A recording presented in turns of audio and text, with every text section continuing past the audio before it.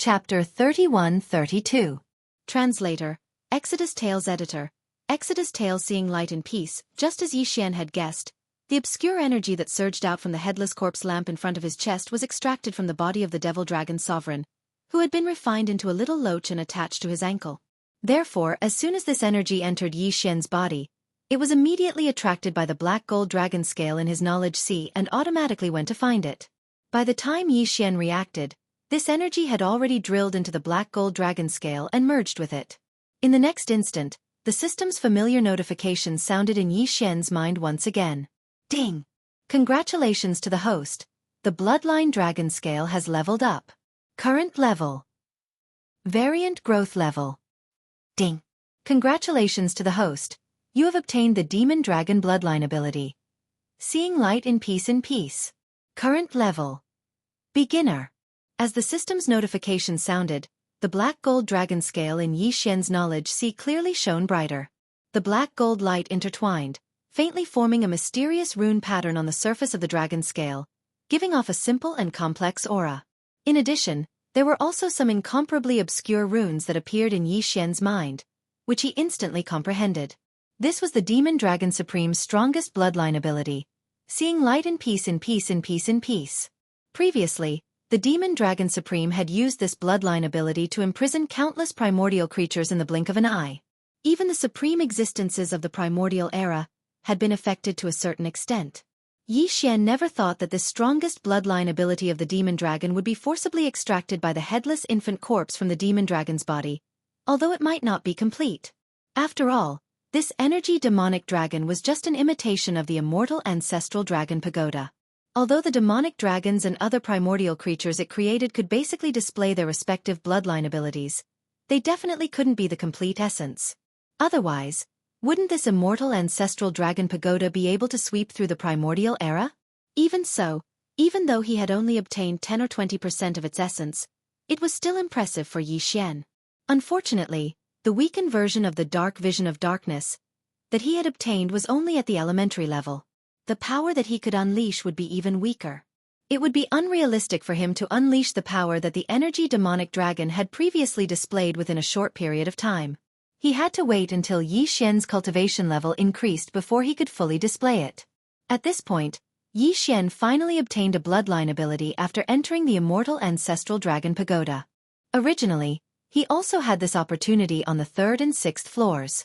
However, this type of primordial bloodline ability could only be obtained from the bodies of primordial creatures that he had slain. On the 3rd floor, all the primordial creatures fled in all directions when they smelled the demonic dragon's phantom behind him. None of them dared to show themselves. Naturally, the bloodline ability that he was supposed to obtain was gone. On the 6th floor, the primordial creature that Yixian had slain released a ray of light that should have contained the bloodline ability of the primordial creature. Although it was only a weakened version with only 20 or 30% of its essence remaining, it was still better than nothing. Unfortunately, when the primordial creature's body exploded, the inheritance ray of light that had rushed out from its body was also blown away. The second opportunity was missed just like that. And now, the headless infant corpse had captured a demon dragon sovereign in its energy form in the style of a bandit leader. The bloodline profundity of seeing darkness and seeing light was clearly the reward for the 9th floor. Although it was only 20 or 30% of its essence, it was still a consolation prize for Yixian. The unwillingness in his heart was also appeased. However, just when he thought that everything was over and that he had successfully passed through the 9th floor, the exit passage should appear soon. Then, he would be able to walk out of the immortal ancestral dragon pagoda with his hands behind his back in a pretentious manner. While he was enjoying the complicated gazes of the imperial family members outside the pagoda, the real surprise finally arrived. Ha! Didn't they say that after successfully passing through the 9th floor, there would be a passage that would allow this prince to leave like the 3rd and 6th floor? Muttering softly to himself, Yixian's shoulders shook. His figure seemed to be wandering in the void of the galaxy as he wandered around, looking for the exit passage of the 9th floor. Like this, nearly a minute passed, but he still found nothing. Not to mention a door, he didn't even see a window. He couldn't even sneak out through a window. F***CK. Could it be that they want to force this prince to stay here? Could it be that the bandit leader had captured a demonic dragon and angered this ancestral dragon pagoda? Is this the rhythm of a rogue?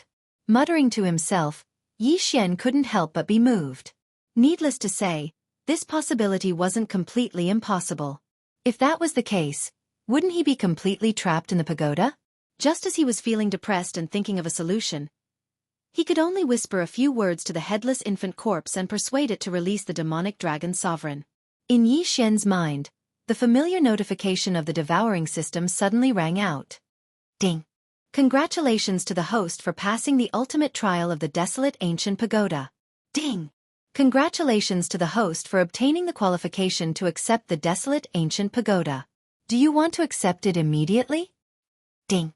Congratulations to the host for obtaining the desolate ancient pagoda's master recognition request. Do you want to accept it?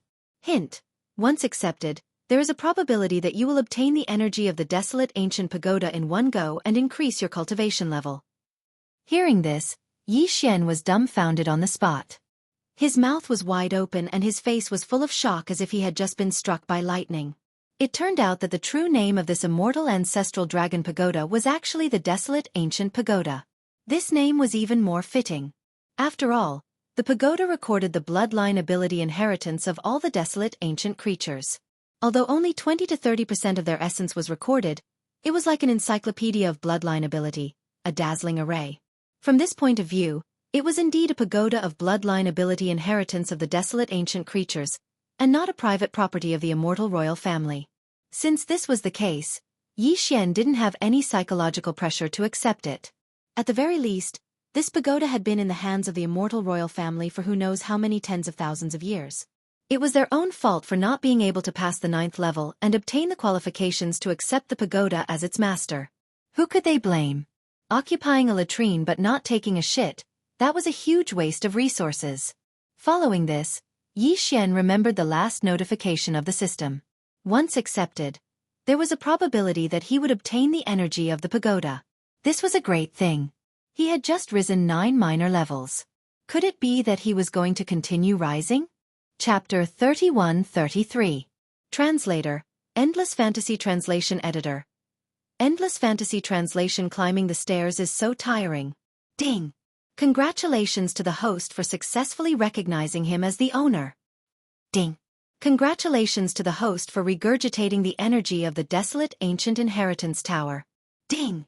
Congratulations to the host for leveling up. Current cultivation level: 6th order star level. Ding! Congratulations to the host for leveling up. Current cultivation level: 7th order star level. Ding! Congratulations to the host for leveling up. Current cultivation level: 1st order star level. Ding! Energy regurgitation complete. Would you like to collect the desolate ancient inheritance tower immediately? As the system's notification rang out in Yi Xian's mind once again, the green energy in the 9th level of the galaxy void, which was so dense that it was almost dripping water, surged into Yi Xian's body once again. Immediately after that, the system's notifications of leveling up rang in his mind one after another as if they didn't cost him anything. During this entire process, the rumbling sounds in Yi Xian's body kept ringing out. His cultivation level kept increasing rapidly. In the end, he advanced by another 5 levels in a short period of time. He had gone from the 5th level of the star level to the 1st order star level. Yi Xian had finally stepped into the 6th level of the star level, the nebula level. The energy regurgitation of the first owner of the desolate ancient inheritance tower had finally come to an end. The devouring system in Yi Xian's body once again gave him a new request, asking if he should collect the tower immediately. Yi Xian froze for a moment and couldn't help but hesitate. There was no doubt that as soon as he gave a definite answer, the tower would immediately shrink and automatically enter his knowledge sea. It would hover above his knowledge sea like the other treasures and his mind power source core. However, if that happened, the members of the royal family waiting outside the tower would definitely go crazy. Of course, no matter how crazy they were, this treasure tower was definitely an ultimate treasure of the desolate ancient era, so he still had to collect it. However, he had to be careful about how he should collect it. At the very least, Yi Xian couldn't just collect it directly. If he did, even an idiot would know that he was the one behind it. I'd better wait until I'm a certain distance away from the tower before I give the order to collect it. It's best to take advantage of the dark and windy night to sneak over and settle this matter. Although that still won't wash away the suspicion of robbing this tower, At least on the surface, this prince will have an excuse to quibble about being innocent. That's what I'll do. After making up his mind, Yi Xian immediately ordered the devouring system. Collect it later. For now, open the door to the 9th level. I'll leave first. Also, after this prince leaves, this pagoda will immediately close. Don't pay attention to anyone who approaches, even if they are immortal emperors. Now, this pagoda is this prince's private property. How can it be open to others? The devouring system immediately conveyed Yi Xian's wishes to the Tower of the Desolate Ancient Inheritance. The pagoda had already recognized its master, but it hadn't been collected yet. Everything would be according to Yi Xian's wishes. Of course, it was impossible for all of its power to be completely open to Yi Xian right now. It would gradually be open to him as his cultivation continued to increase. Otherwise, with just one word from Yi Xian, the Tower of the Desolate Ancient Inheritance would immediately produce a large number of ancient creatures, including supreme beings of the Desolate Ancient level. Once this ancient army left the pagoda, wouldn't it directly sweep across the 3 universes? If that was the case, the pagoda's existence would be meaningless. To put it bluntly, it was actually an ultimate treasure that preserved the inheritance of the Desolate Ancient era. It was an offensive treasure that helped a certain person contend for supremacy. However, since this pagoda had already recognized Yi Xian as its master, it was completely fine to open the door to the 9th level according to his wishes. With a flash of light, a portal similar to a space door immediately appeared on the surface of a distant star. Yi Xian understood tacitly. With a shake of his shoulders, he rushed over. Immediately after he stepped out of the space door closed instantly. The entire Tower of the Desolate Ancient Inheritance immediately entered a closed state of hibernation according to Yi Xian's instructions. It was no longer open to anyone, even if he was an immortal emperor. At the same time, outside the Tower of the Desolate Ancient Inheritance, before those sarcastic words from the 5 princes had faded away, a portal similar to a spatial door had already appeared outside the 9th floor of the immortal ancestral dragon pagoda in front of everyone's eyes. This portal had only appeared twice in the past countless years. Both times, it was only a corpse that was sent out. Even so, this could be considered a supreme honor. This was because among the members of the royal family who had chosen to continue to the 7th level, even their corpses couldn't be sent out if they died on the 7th or 8th level. Their corpses and all the treasures on them would be decomposed by the power of the immortal ancestral dragon pagoda and turned into misty green energy that accumulated in the pagoda. It was like the nutrients that maintained the normal operation of the pagoda. Of course, in addition to this, the pagoda would also absorb the spiritual energy of heaven and earth from the outside world. The reason why there was such a vast amount of misty green energy in the pagoda was the result of countless years of accumulation. At this moment, the portal to the 9th level finally appeared for the 3rd time after countless years. However, whether it was a lively Prince Xian or a lifeless corpse that was sent out from it, it affected everyone's hearts. At this moment, even the immortal emperor and imperial preceptor d'Air, who were watching from the peak of the imperial preceptor's hall, couldn't help but feel their hearts in their throats. They held their breaths and quietly waited for the moment when the result would be revealed. Only Long Xiang and the other 4 princes were still gloating over the misfortune of others. Sigh, we're going to see 18th brother's corpse soon. This is really a sad day. 18th brother, have a safe journey. Don't pretend in your next life. Do everything within your capabilities. You were just lucky outside and were praised to the heavens. Don't be so complacent. Sigh, my 18th brother, you died so tragically. Without waiting for these fellows to finish howling, Yi Xian had already walked out of the 9th floor of the immortal ancestral dragon pagoda. He just so happened to hear the 5 princes gloating over his misfortune. Yi Xian rolled his eyes and immediately turned to glare at them. Are you all blind? This prince is alive and well. It's just that I'm a little tired from climbing the stairs for 2 hours. Who said that I'm finished? Even if all of you die, this prince won't die. Silence. A deathly silence. Everyone's eyes widened at this moment. It was as if they had seen a living ghost in broad daylight. They looked at Yi Xian in shock. Before the 5 princes could finish their words, they suddenly saw Yi Xian appear. He was alive and kicking, and his spirit was better than theirs. Caught off guard, the 5 of them couldn't catch their breath. Coupled with the unexpected shock, they almost rolled their eyes and fainted on the spot. Chapter 31-34. Number 1 of the imperial family. Climb the stairs? That brat really did climb the stairs for an hour. To think that we were like idiots waiting outside to watch him climb the stairs. It's only the 9th floor, but he actually took almost an hour. How slow is that? He did it on purpose. He definitely did it on purpose. What the F***ck? After all this fuss, it was really the clansman tower that was broken. I knew it, with that brat's character. How could he come out of the 9th floor alive? After he went in, he didn't do anything at all. All he did was climb the stairs. You guys go and try too. I've already passed the tower, so I can't go back. Otherwise, I definitely wouldn't miss this opportunity. Who cares if it's good or bad? I came out of the 9th floor alive. Seeing that Xianxia really came out of the 9th floor of the immortal ancestral dragon pagoda alive, the 5 princes couldn't accept it. Their minds were in a mess, and they couldn't even think properly. They foolishly believed Xianxia's pretentious words. They even turned around and ordered the younger generation of the imperial family, who hadn't passed the immortal ancestral dragon pagoda, to take advantage of this opportunity to challenge the pagoda as well. After all, even if the pagoda was broken, the fact that Xianxia was the only imperial family member to come out of the 9th floor alive was undeniable. No matter what, just based on this point alone, he was fully deserving of the title of number 1 of the imperial family. But if there was a large group of people following behind him, and all of them came out of the 9th floor alive, then Xianxia's limitless glory would naturally be diluted. This was the real reason why the 5 princes instigated the imperial family members behind them to challenge the pagoda. Those fellows obviously didn't have enough brains to use. They actually believed Xianxia's words as well. For a moment, it was as if they'd been injected with chicken blood. They put their arms around each other's shoulders and formed a group as they charged towards the immortal ancestral dragon pagoda. Originally, when they were 30 feet away from the tower, a green light would appear and wrap them up and disappear into the tower. However, at this moment, more than 20 people were walking in front of the tower, jumping up and down. They were almost touching the tower, but the expected green light did not appear. After trying for a while, a full minute passed.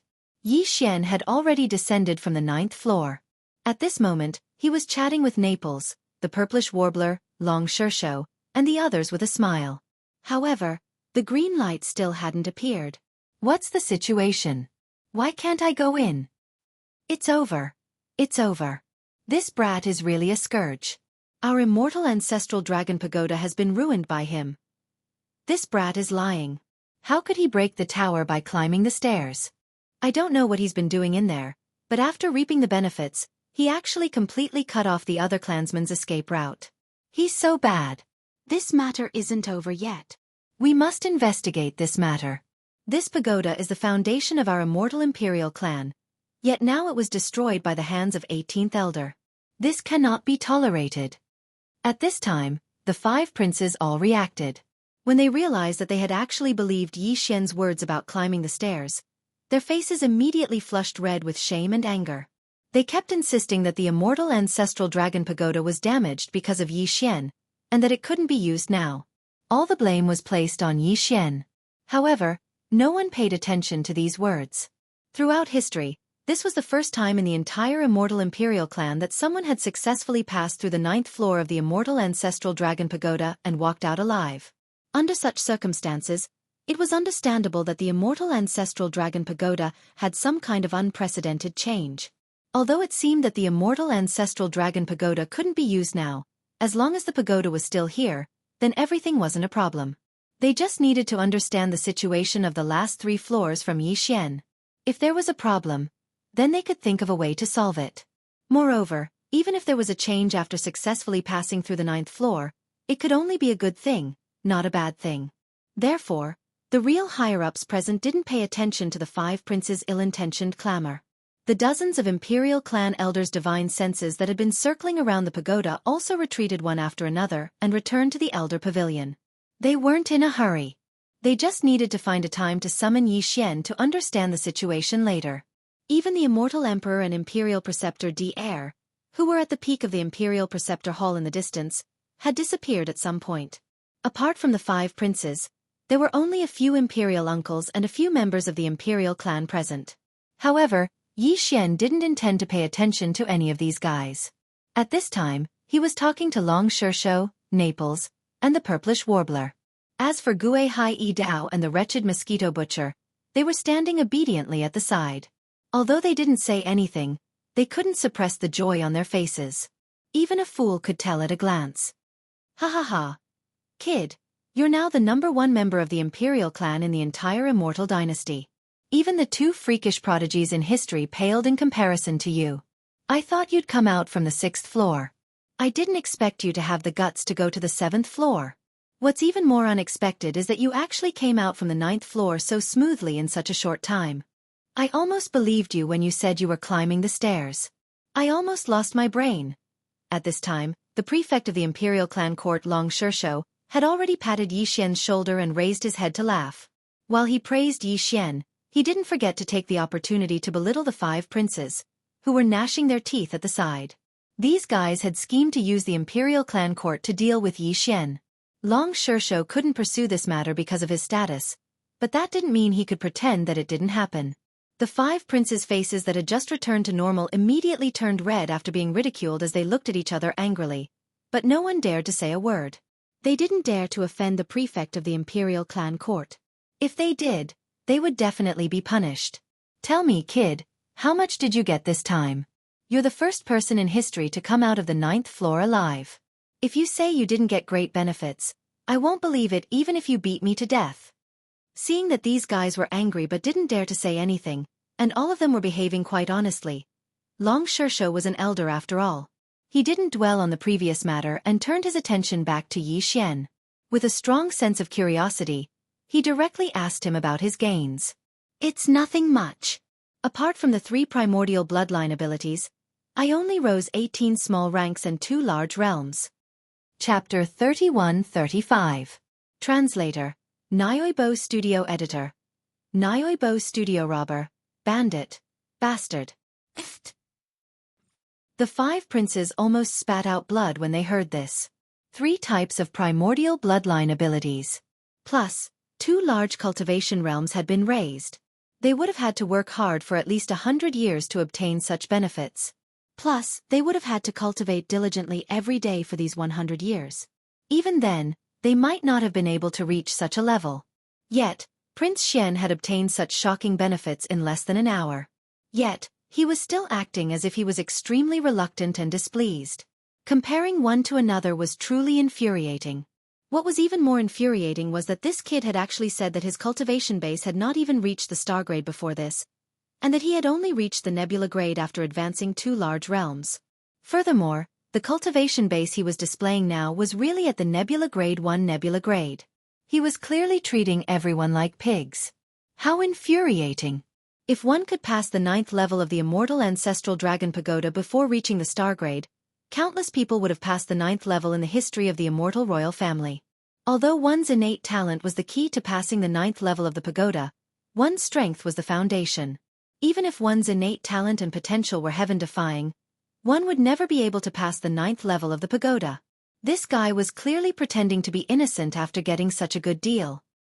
He was deliberately infuriating them. What a jerk! Don't be so arrogant, old 18th. Didn't you just climb the stairs in the immortal ancestral dragon pagoda? How capable are you to be so arrogant? The pagoda is broken now. If it wasn't, those 30 people might have all come out of the 9th level by now. Just you wait. You don't deserve to be called the #1 person in the royal family. As soon as the pagoda is repaired, we will immediately send people in to try. That's right. You are not the only one who has passed the 9th level. Old 18th, you are just lucky to be the first one. Swish! Without waiting for the 5 furious princes to finish speaking, Yi Xian pursed his lips and took 2 steps forward. Suddenly, there was a clear sound of something breaking through the air behind him. Perhaps it was because Yi Xian had stepped out of the maximum range that the Tower of Desolation could accept, but this time, before Yi Xian could give the command to the devouring system, the Tower of Desolation behind him had already shrunk on its own. It turned into a wisp of green light and drilled into Yi Xian's body, directly entering his sea of consciousness. In the central region of his sea of consciousness, it occupied a corner with the Rai D seal, resonating with each other from afar. Such an unforeseen event instantly caused an uproar. This time, even Long Shishou, Naples, and the purplish warbler were dumbfounded. The wretched mosquito slayer's eyes widened, and he muttered in a voice that only he could hear. The Tower of Antiquities Inheritance actually recognized it as its master? Could it be? Without waiting for the wretched mosquito slayer to finish speaking, the imperial uncles and the 5 princes finally regained their senses. Under the panicked cries of the imperial family members, they finally began to question Xian at the same time. One by one, they questioned sternly and directly surrounded Xian. Old 18th, what are you doing? Are you robbing us? You are simply a robber, a bandit, a bastard. Yes, you are such a jerk. How dare you rob us in our own home? What's wrong with your head? Hurry up and return the immortal ancestral dragon pagoda. You're quite bold, kid. You even dare to rob the entire immortal imperial family's inheritance pagoda in front of everyone. Is there anything you don't dare to do? Old 18th, this is not a joke. Hurry up and take out the ancestral dragon pagoda and put it back where it was. Otherwise, you will be the sinner of the entire imperial family. This is making an enemy out of the entire imperial family. What the F***CK? I've seen bold people, but to this extent, I've never heard of such a bold person. This prince has already said, this kid is simply a source of trouble. Once he entered the pagoda, he directly destroyed it. Although he obediently came out, he still destroyed the pagoda in the end. This kind of source of trouble must be chased out of the immortal planet. If one day the Heavenly Emperor city is destroyed by him, then it will be troublesome.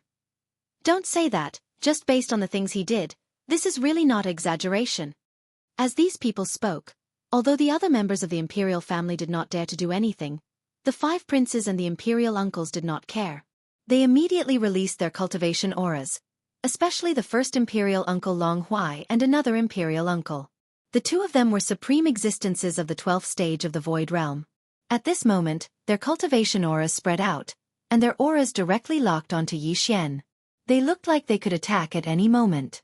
The atmosphere instantly became tense to the extreme, and a fight could break out at any moment. Long Shishou's face was also dark, but he did not dare to speak up for Xian.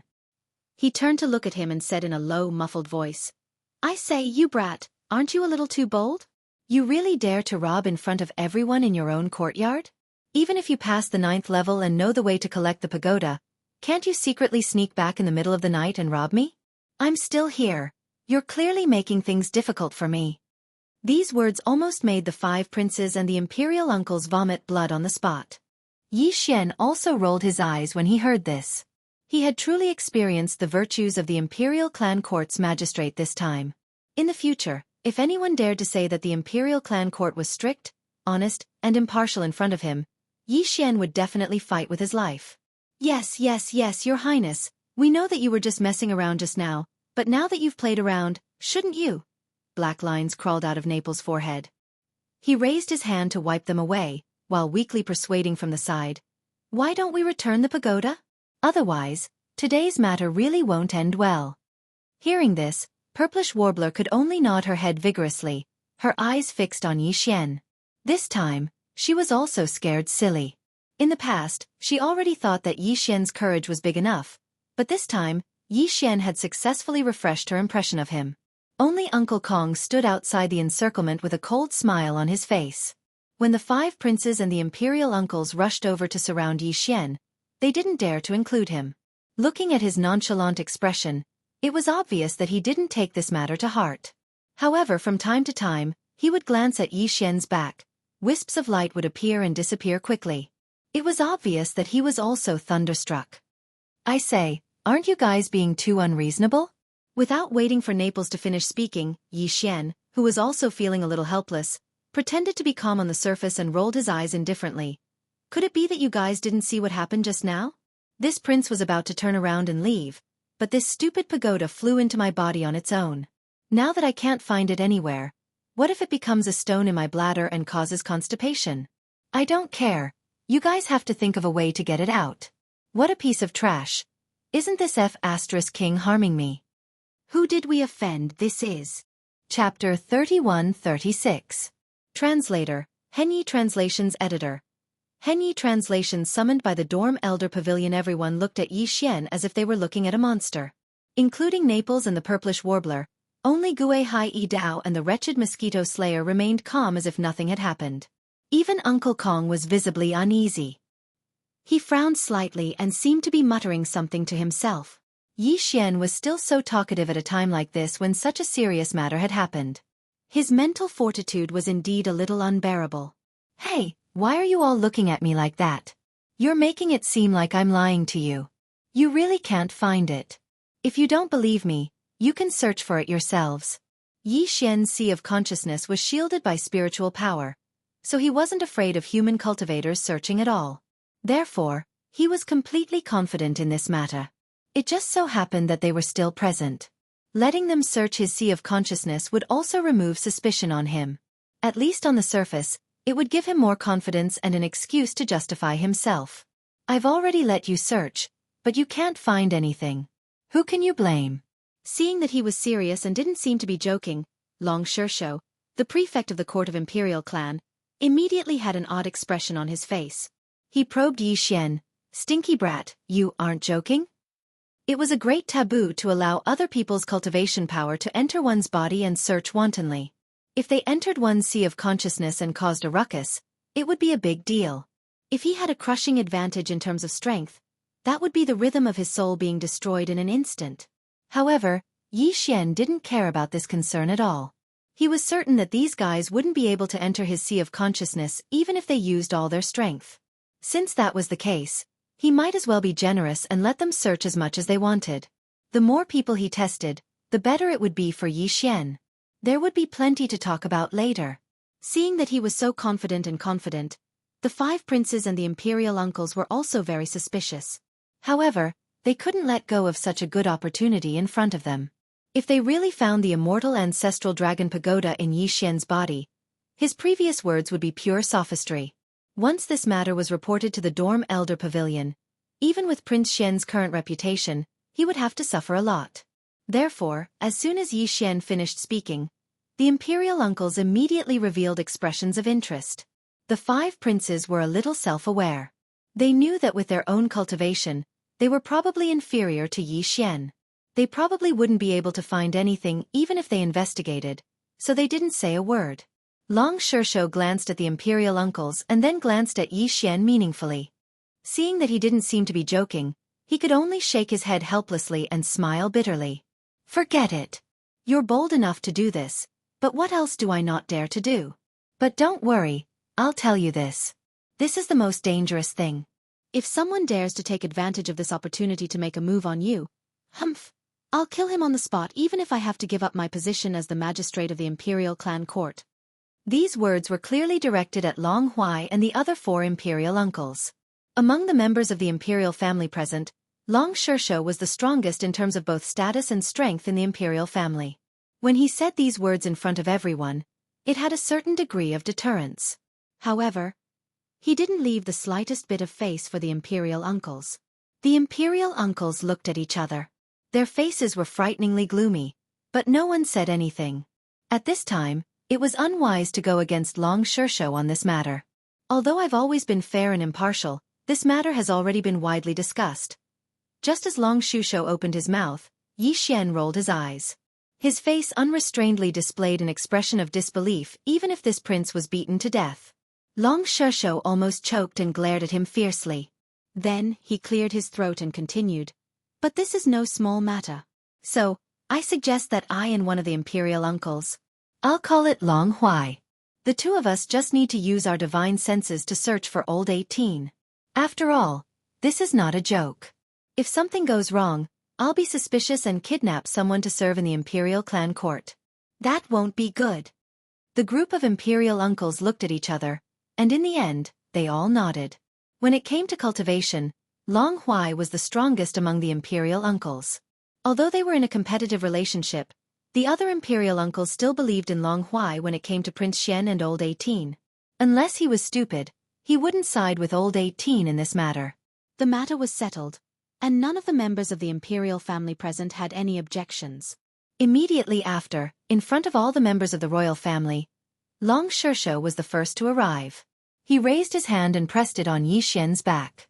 His spiritual sense poured in, and after a sweep, he retreated in less than a minute. Then he smiled bitterly. "Brat, today's matter is really strange. I can't find anything. There's nothing in your sea of consciousness, let alone in your bladder. It seems that you didn't lie. This matter is probably because of the immortal ancestral dragon pagoda. If we want to find the cause, we can only ask the old monsters in the Elder Pavilion to do it. In fact, his divine senses didn't enter Yixian's sea of consciousness at all. Everything was due to the psychedelic effect of the spiritual imprint condensed from the level 8 spiritual energy that the Mad Mosquito Emperor left outside Yixian's sea of consciousness as the last line of defense. It made him mistakenly think that he entered Yixian's sea of consciousness. Everything he saw was normal. Just this point alone proved that the Mad Mosquito Emperor's strength was absolutely terrifying. Even a supreme existence like Long Shursho, who was at the 12th stage of the Void Realm, was fooled by the spiritual imprint he left behind. Wasn't this enough to prove the problem? Seeing that Long Shursho's attempt was fruitless, the expressions of all the members of the imperial family present changed, and they began to whisper to each other. The way they looked at Yixian also became strange. The 5 princes were even more nervous. The imperial uncles looked at each other, and in the end, they were still unwilling. The eldest imperial uncle, Long Huai, gritted his teeth, stepped forward, and cupped his hands toward Long Shursho. Governor, it's not that we don't believe you, but this matter is of great importance. All right, there's no need to say more nice things. If you want to try, quickly.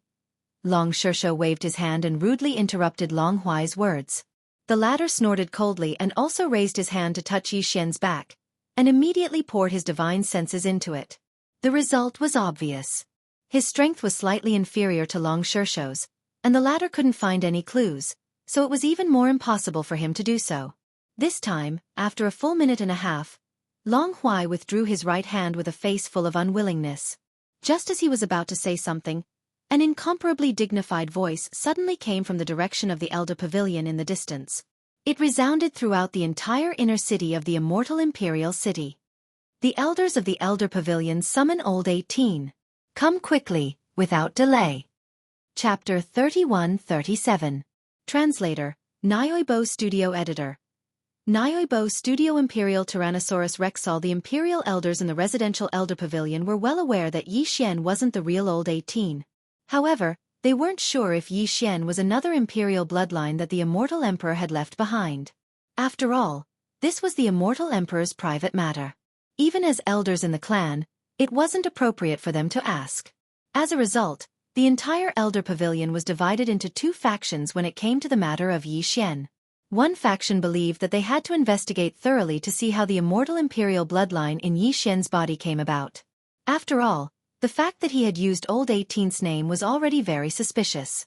The other faction was extremely confident in the immortal imperial bloodline's inheritance. They believed that the imperial bloodline couldn't be transferred from Old 18 to another person through some other method.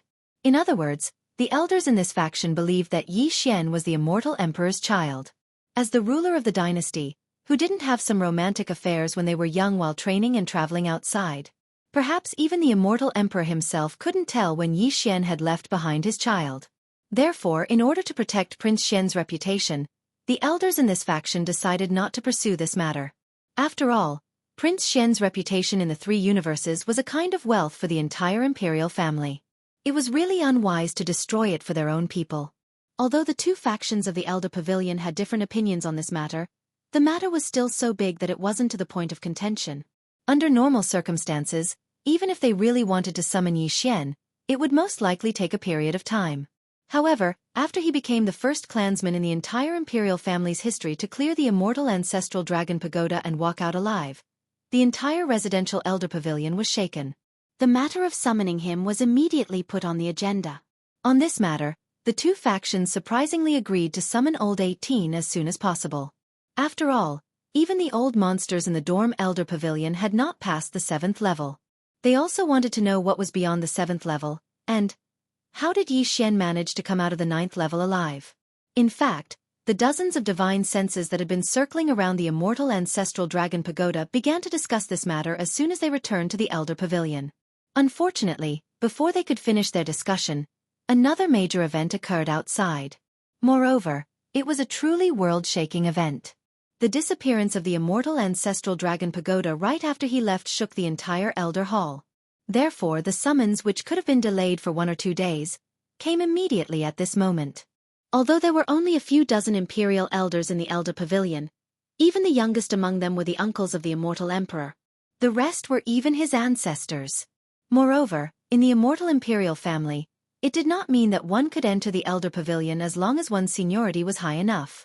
There were also many ancestors in the imperial family who could only be mediocre. Perhaps even a direct descendant of the imperial family did not need to care about their attitude. In order to enter the Elder Pavilion, in addition to seniority, cultivation and contributions to the immortal imperial family were more important. Seniority, cultivation, contributions to the imperial family. 3 major conditions. In fact, among these 3 conditions, seniority was almost ignored. The imperial family members who were qualified to enter the Elder Pavilion basically used the latter 2 as the criteria. However, without exception, those who could enter the Elder Pavilion had to be at least the uncles of the current immortal emperor. Therefore, seniority was included. In the immortal imperial family, the Elder Pavilion's status was extremely high. Although the immortal emperor was usually in charge of the immortal imperial family, when it came to a matter of life and death, the immortal emperor's right to speak was inferior to that of an ordinary elder. For example, this time, Xianxia unexpectedly passed the 9th level of the immortal ancestral dragon pagoda and walked out of the immortal ancestral dragon pagoda alive as the first person in the history of the imperial family. Then, the entire ancestral dragon pagoda mysteriously flew into his body automatically and disappeared. This was a matter that shocked the imperial family and caused a lot of discussion in the imperial family. Once the Elder Pavilion intervened, the immortal emperor was not qualified to intervene. No matter what the Elder Pavilion decided on this matter, the imperial family had to abide by it. No dissenting voices could be heard. Even questioning was not allowed. This was the reason why Uncle Kong immediately frowned gloomily when he heard that the Elder Pavilion had summoned Xianxia. As for the other imperial uncles and the 5 princes, after being stunned for a moment, they started to take pleasure in Xianxia's misfortune. Of course, there was more or less a trace of envy hidden in their eyes and expressions. Although it wasn't a good thing, being summoned by all the elders of the Elder Pavilion at the same time showed Xianxia's importance. At the very least, none of them had ever received such an honor. Including the first imperial uncle, Long Huai. The Elder Pavilion has its own rules. I can go in by myself normally, but since I've summoned you for official business, I won't allow anyone to accompany you. Although I can still enter with you, and that group of old fellows won't dare to do anything, I'm afraid that this will instead bring unfavorable effects to you. With a gloomy expression, Uncle Kong calmly expressed his opinion as he looked at Xianxia and said, Go calmly. With me here, that group of old fellows won't dare to do anything to you. Even if there's punishment, it must be justified. Otherwise, I'll flip over the entire Elder Pavilion, and I won't let this matter rest. Even Xianxia was shocked by these words. Needless to say, Naples and the purplish warbler on the side were even more shocked. Before this, they had endless wild and fanciful thoughts about Uncle Kong's identity, but after hearing these words, they realized that all their bold guesses were too conservative. An existence that dared to flip over the Elder Pavilion. How could this be described as domineering? This was simply a Tyrannosaurus Rex. In the entire eternal imperial family, they had never heard of such an existence. What was even stranger was that the imperial uncles, the princes, and even the members of the imperial family, including Long Shursho, didn't have any doubts. After hearing Uncle Kong's words, their eyes flickered, and they subconsciously shrank their necks. It seemed that they didn't have the slightest bit of doubt towards Uncle Kong's words. Could it be that this old man really had the ability to flip over the Elder Pavilion of the eternal imperial family? Thinking of this, even the wretched mosquito butcher couldn't help but take a few more glances at him. There was clearly a hint of contemplation in his eyes. Uncle Kong's words are too serious. The elders only summoned me for a chat. It's not that serious. Chapter 31-38. Translator, Nyoibo Studio Editor. Nyoibo Studio. A bunch of cowards. The Dorm Elder Pavilion was the most important place of the immortal royal family. Although there were only a few dozen old monsters inside, they were all terrifying existences. At the very least, the so-called 12th stage of the Void Realm was absolutely not qualified to enter. And it was far from enough. With Xianxia's current status in the immortal royal family, he was not qualified to know the minimum cultivation requirement to enter the Dorm Elder Pavilion. The Dorm Elder Pavilion looked like an ordinary pavilion from the outside, but after entering, it was very spacious. However, Yi Xian did not see a single person. Not only did he not see the ordinary attendants, but he also did not see the dozens of legendary elders of the royal family. In the empty hall of the pavilion, there were only a few dozen extremely obscure but extremely powerful divine senses wandering around. Occasionally, they would sweep past Yi Xian, but they all stopped and did not rashly enter Yi Xian's body to investigate. As soon as Yi Xian stood still, a few male voices of unknown ages rang out. They reverberated in the spacious hall, and it was impossible to tell where they came from. Whether you are old 18th or not, since you are allowed to enter the dorm elder pavilion, your status as a direct descendant of the royal family has been recognized. You can rest assured about this. Since you are a direct descendant of the royal family, you have a duty to the entire immortal royal family. Let's not talk about the ancestral dragon pagoda for now. Tell us how you passed the 9th floor of the pagoda. Especially after the 7th floor, all the way to the 9th floor. Tell us everything big and small, one by one. After all, they were elders of the royal family. When talking to a junior like Yi Xian, even if they deliberately paid attention to their tone, they still vaguely revealed a sense of disdain, as if they were looking down on the common people. Yi Xian did not take it seriously, but he did not show it on his face. After pondering for a while, he slowly said the response that he had long thought of in his heart. At the same time, he activated the black gold dragon scale in his sea of consciousness with all his might. The phantom of the demonic dragon appeared behind him, and a pure aura of the immortal royal family was revealed without a doubt. I did not see half a ferocious beast from the 1st to the 3rd floor. It was a lie to say that I climbed all the way up the stairs, but the truth was that it was much easier. I did not need to climb at all. All the ferocious beasts were fled before I could arrive. Then, my strength immediately increased. My cultivation strength realm, and I was immediately wrapped up in a green light and sent me to the next floor. Of the ferocious beasts, I did not even need to climb. Of those ferocious beasts, I did not need to I did. Is this elder? Actually, the elders had already guessed this point. After all, they'd passed through the first 3 levels and knew that Yi Xian's bloodline had returned to its ancestral roots. Furthermore, it was a mutated return to its ancestral roots. It was entirely possible to scare away the ordinary primordial beasts on the 1st to 3rd floors with this mutated aura alone. But what they did not expect was Yi Xian's next words. Yi Xian knew that he had passed this level. His tone immediately became indignant. Although this saved us a lot of trouble, it is infuriating that when we reached the 3rd floor, there was supposed to be a bloodline divine ability as a reward, but the ferocious beasts on the 3rd floor fled after hearing the news. We didn't even see a single hair of the so-called bloodline divine ability. That broken tower is so bad. It specializes in bullying honest people. Hearing his words, there were a few faint coughs in the surrounding space of the pavilion. This was a sign that the elders were caught off guard by his words. There was no one in history who dared to speak like this in front of dozens of elders of the clan in the elder pavilion. But what Yi Xian said was the truth. Furthermore, he said it in such a sullen manner. It really made them speechless.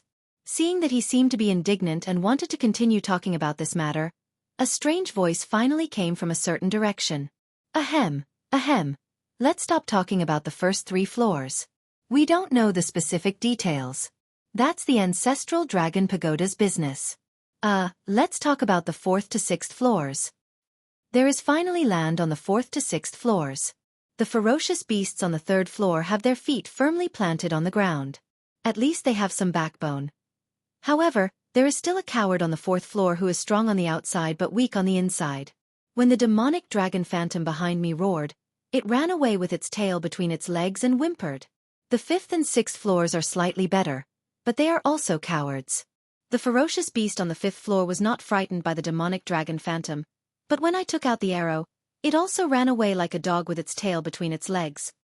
The ferocious beast on the 6th floor was even more powerful. It was only when I condensed the arrow that it ran away. In short, the first 6 levels were filled with idiots. They were all good-for-nothings. I didn't even use my full strength, but they were all scared away.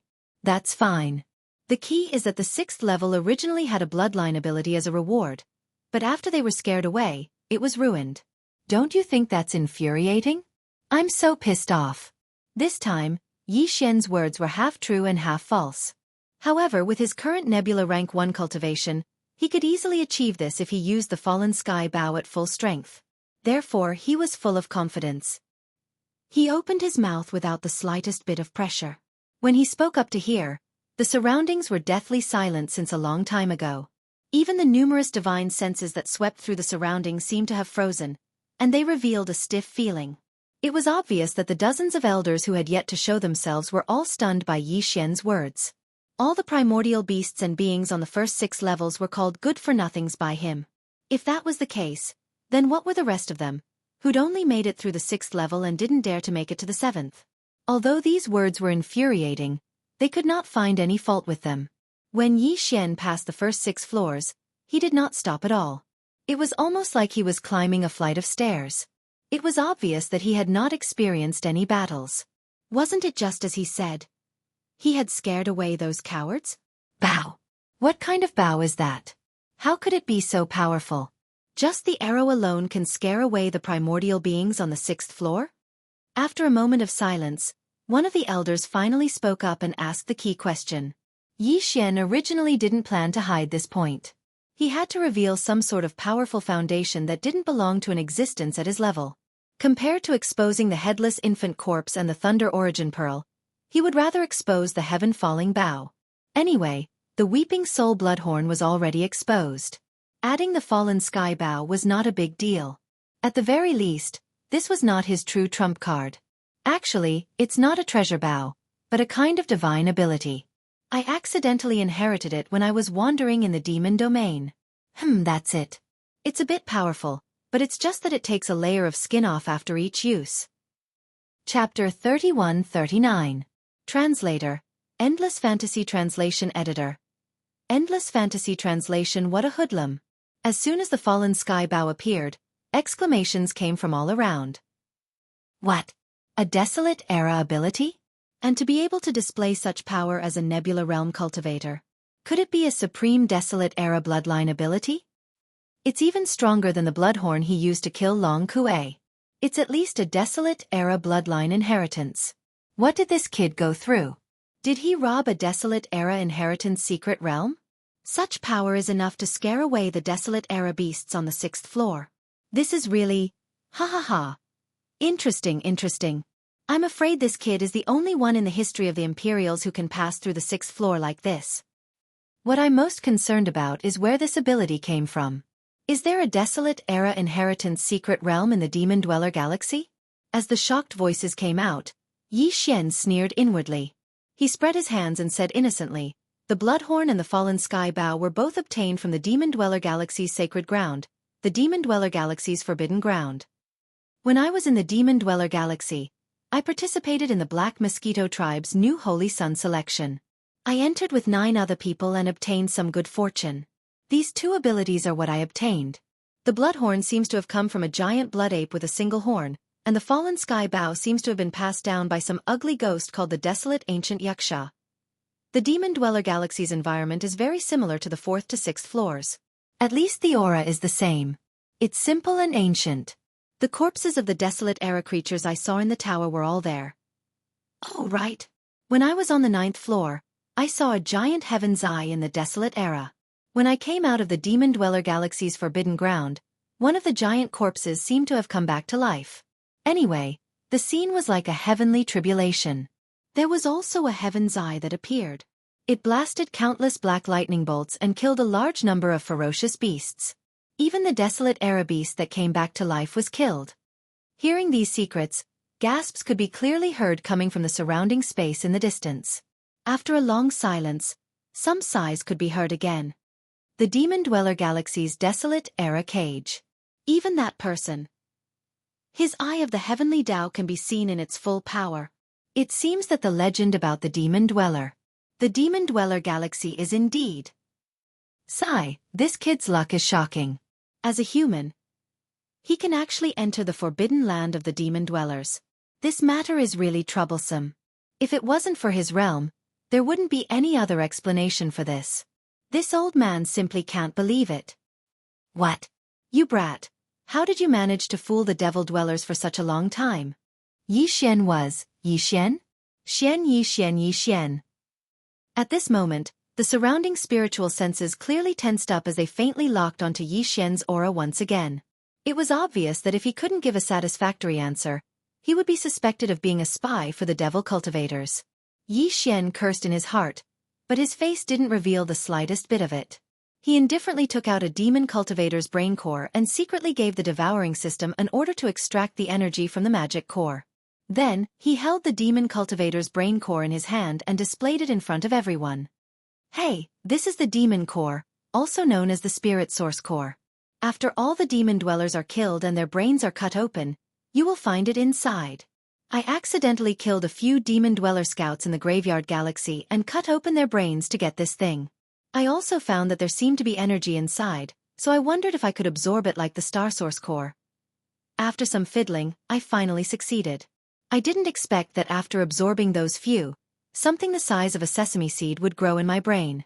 It seemed to be quite useful, so I hunted there for a while. After I finished absorbing all of them, I found that I inexplicably had the demon dweller's spirit source core. This is a good thing. In the demon dweller galaxy, won't there be as many of these demon cores as you want? So I sneaked into the demon dweller's scout fortress and climbed up step by step. Later, I found an opportunity to kill the leader of the scout fortress, Wuxia. At that time, I harvested a lot of demon cores. I still have a lot in my hands. As he spoke, the spirit source core in the demon core had been completely extracted. Yi Xian absorbed it on the spot, then flipped his hand and grabbed another handful to show in front of everyone. At this point, there was no need to say anything more. Not to mention Yi Xian's demonstration on the spot, the old monsters hiding in the dark all saw it clearly. Even without this, just by seeing him take the demon core like candy and carry a bunch of them on his body, even a fool would know that he was definitely not a demon core. The surroundings once again fell into a deathly silence. This time, it was likely that the group of old monsters had been struck by lightning again. The truth behind Prince Xian's infiltration of the demon core and his impressive battle record had always been a huge mystery.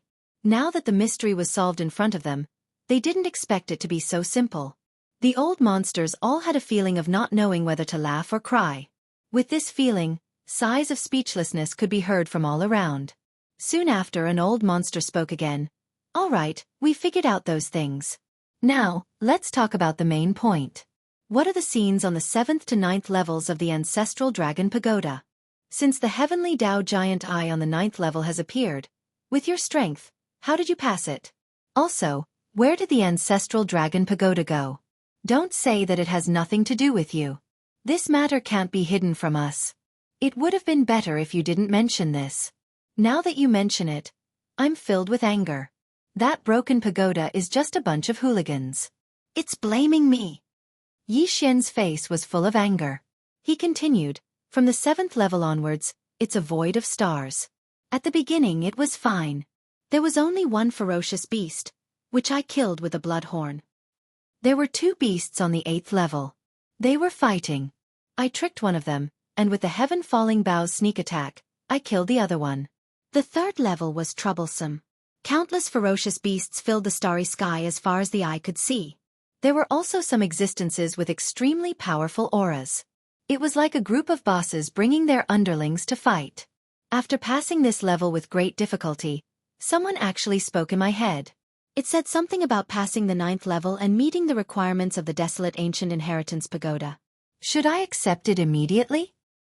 Although I didn't understand what was going on, I basically understood.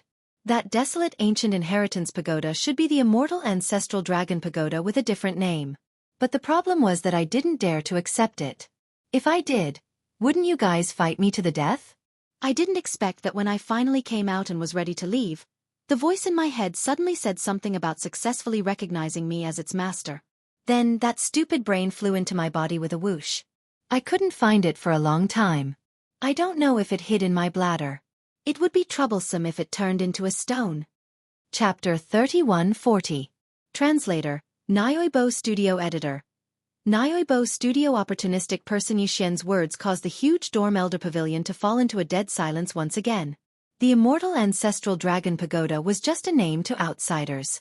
However, in the immortal royal family's secret archives, this pagoda was known as the Pagoda of the Ancients. Only the immortal royal family of each generation, and the elders of the Dorm Elder Pavilion had the right to read the secret archives. Therefore, since Yi Xian could say the words, Pagoda of the Ancients, it was enough to prove that what he said was true. Furthermore, the elders had all secretly witnessed the situation at that time. Yi Xian was indeed about to leave, but before he could take more than 2 steps, the pagoda automatically flew over and entered his body. If Yi Xian had secretly used his consciousness or spiritual power to control the pagoda, this matter definitely could not have been hidden from the elders of the royal family present. It should be known that the 12th level, the Void Realm, was like an ant in front of them.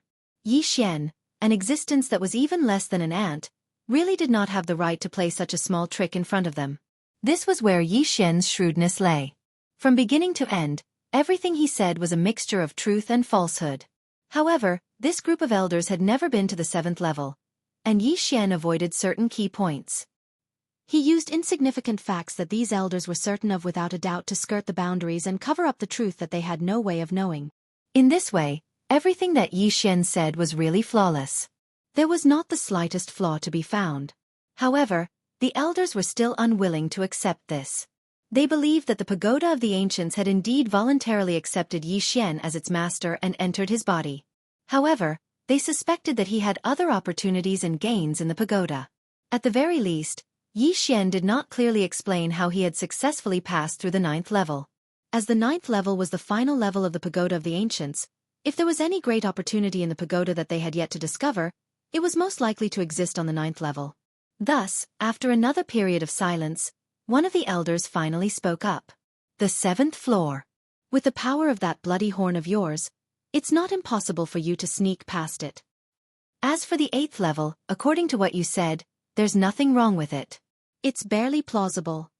It was only because he had never been to the 7th and 8th levels that he could say such words. The terror of the 7th and 8th levels had been deliberately downplayed by Yi Xian. Otherwise, if they had really experienced it, they definitely wouldn't say such words. Without waiting for Yi Xian to reply, the elder continued. But what about the 9th floor? According to what you said, the 9th floor is still the primordial starry sky. Furthermore, this is a great battle. It should be a reenactment of the battle that ended the primordial era countless years ago. For a battle of this scale, both sides have mobilized all their forces. Just the supreme beings of the primordial era alone are probably at least 100 on both sides. One side even has the giant eye of the heavenly Tao. Since it's an illusory object derived from the primordial, immortal ancestral dragon pagoda, it should still possess a 10th or 20% of its power. With your cultivation, how can you pass this level?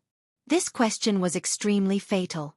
All the other elders in the Elder Pavilion focused their attention on it. Yi Xian sneered inwardly. However, he had already planned this out.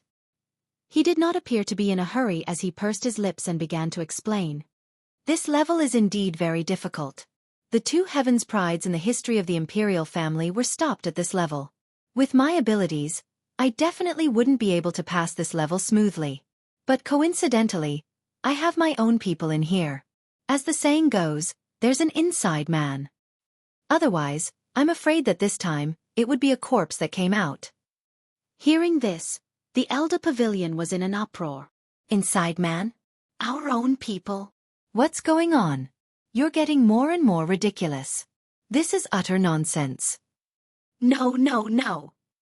Without waiting for the elders to finish speaking, Yi Xian waved his hand and raised his empty left arm. He grinned and said, Ancestors, have you forgotten about the fallen sky bow that I just displayed? When I arrived at the 9th level, both sides were fighting. On the far left side, there was a huge cyan eye of the heavenly Tao narrowing slightly. On the right side, there was nothing. But the generals of both sides. Oh right, they should be the supreme beings of the primordial era you mentioned. Their numbers are about the same. I can tell at a glance. Their auras are so strong. Coincidentally, there was an ugly ghost on the right side. It was humanoid, with 2 wings on its back and horns on its head. Let's not talk about its appearance, for fear that it would scare you, ancestors. But even though it was ugly, I felt like I had seen a relative when I saw it. Why? Because when it raised its left arm, it was holding a giant golden bow that was identical to the skyfall bow I just showed you. It was clearly made of energy as well, but it was many times bigger. Without a doubt, This guy was the original owner of the Skyfall bow I obtained.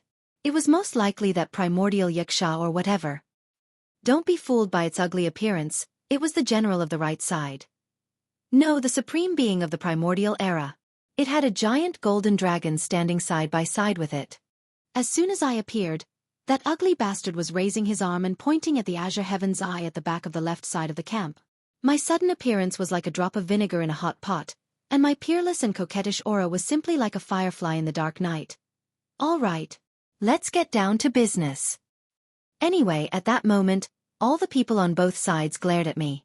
At first, that ugly ghost thought that I was an accomplice of the bastards on the left side. He probably thought that I was up to something. The giant golden bow in his hand that was pointing at the Sai, and I suddenly moved and pointed at me. That scared me. He was one of us. If he killed me, he wouldn't be able to rest in peace, right? In a moment of panic, I also raised my left arm and activated the heaven-falling bow's divine ability with all my might. Then it was stunned. At least it knew that we were on the same side. Meanwhile, the other side flew into a rage out of humiliation. A gray dragon charged at me. When my ugly brother saw that the situation wasn't right, he immediately moved his huge golden bow and shot an arrow at him. Although I didn't kill Bo Ren died because of me. This battle achievement is naturally on my head. You know that no matter which level you are on, as long as you kill a big one, you will pass. Therefore, before I came back to myself, all the birdmen, ugly ghosts, divine dragons, and so on were gone. A large cluster of misty green light was directed at me, and I made another minor breakthrough. Then, the voice in my head appeared and gave me a big fright. Silence! A deathly silence. After hearing Yi Xian's words, the dozens of royal elders in the elder pavilion all understood what had happened. After all this time, this brat had been so lucky all the way here. Especially the last level, he had simply cheated the desolate ancient Xianxia to help him pass through smoothly. And he had the nerve to say that he didn't kill Boren, but Boren died because of him. This sentence was usually followed by words of regret and regret. Okay? Chapter 3141. Distribution. After a long time, voices came from the main hall of the Dorm Elder Pavilion again, but they all had a strange meaning. That tower is really gone? Don't play any tricks, kid. This tower means a lot to the royal family. We can't let you take it away. That's right. Even if you pass the test to take the tower, this is not allowed. The Immortal Tower of Inheritance is the foundation of the entire immortal royal family. When we entered the tower to train, we all received 1 or 2 ancient bloodline inheritances. It's because of this tower that our immortal royal family has produced so many talents. Hand over the tower, and we'll forget everything that happened before. Be a good 18th. As long as you don't have any disloyalty, the immortal royal family will guarantee you a lifetime of glory. They finally laid all their cards on the table. Yi Xian sneered inwardly. These old guys were really shameless. They just called it the Ancient Tower of Inheritance, and now they're calling it the Immortal Ancestral Dragon Tower.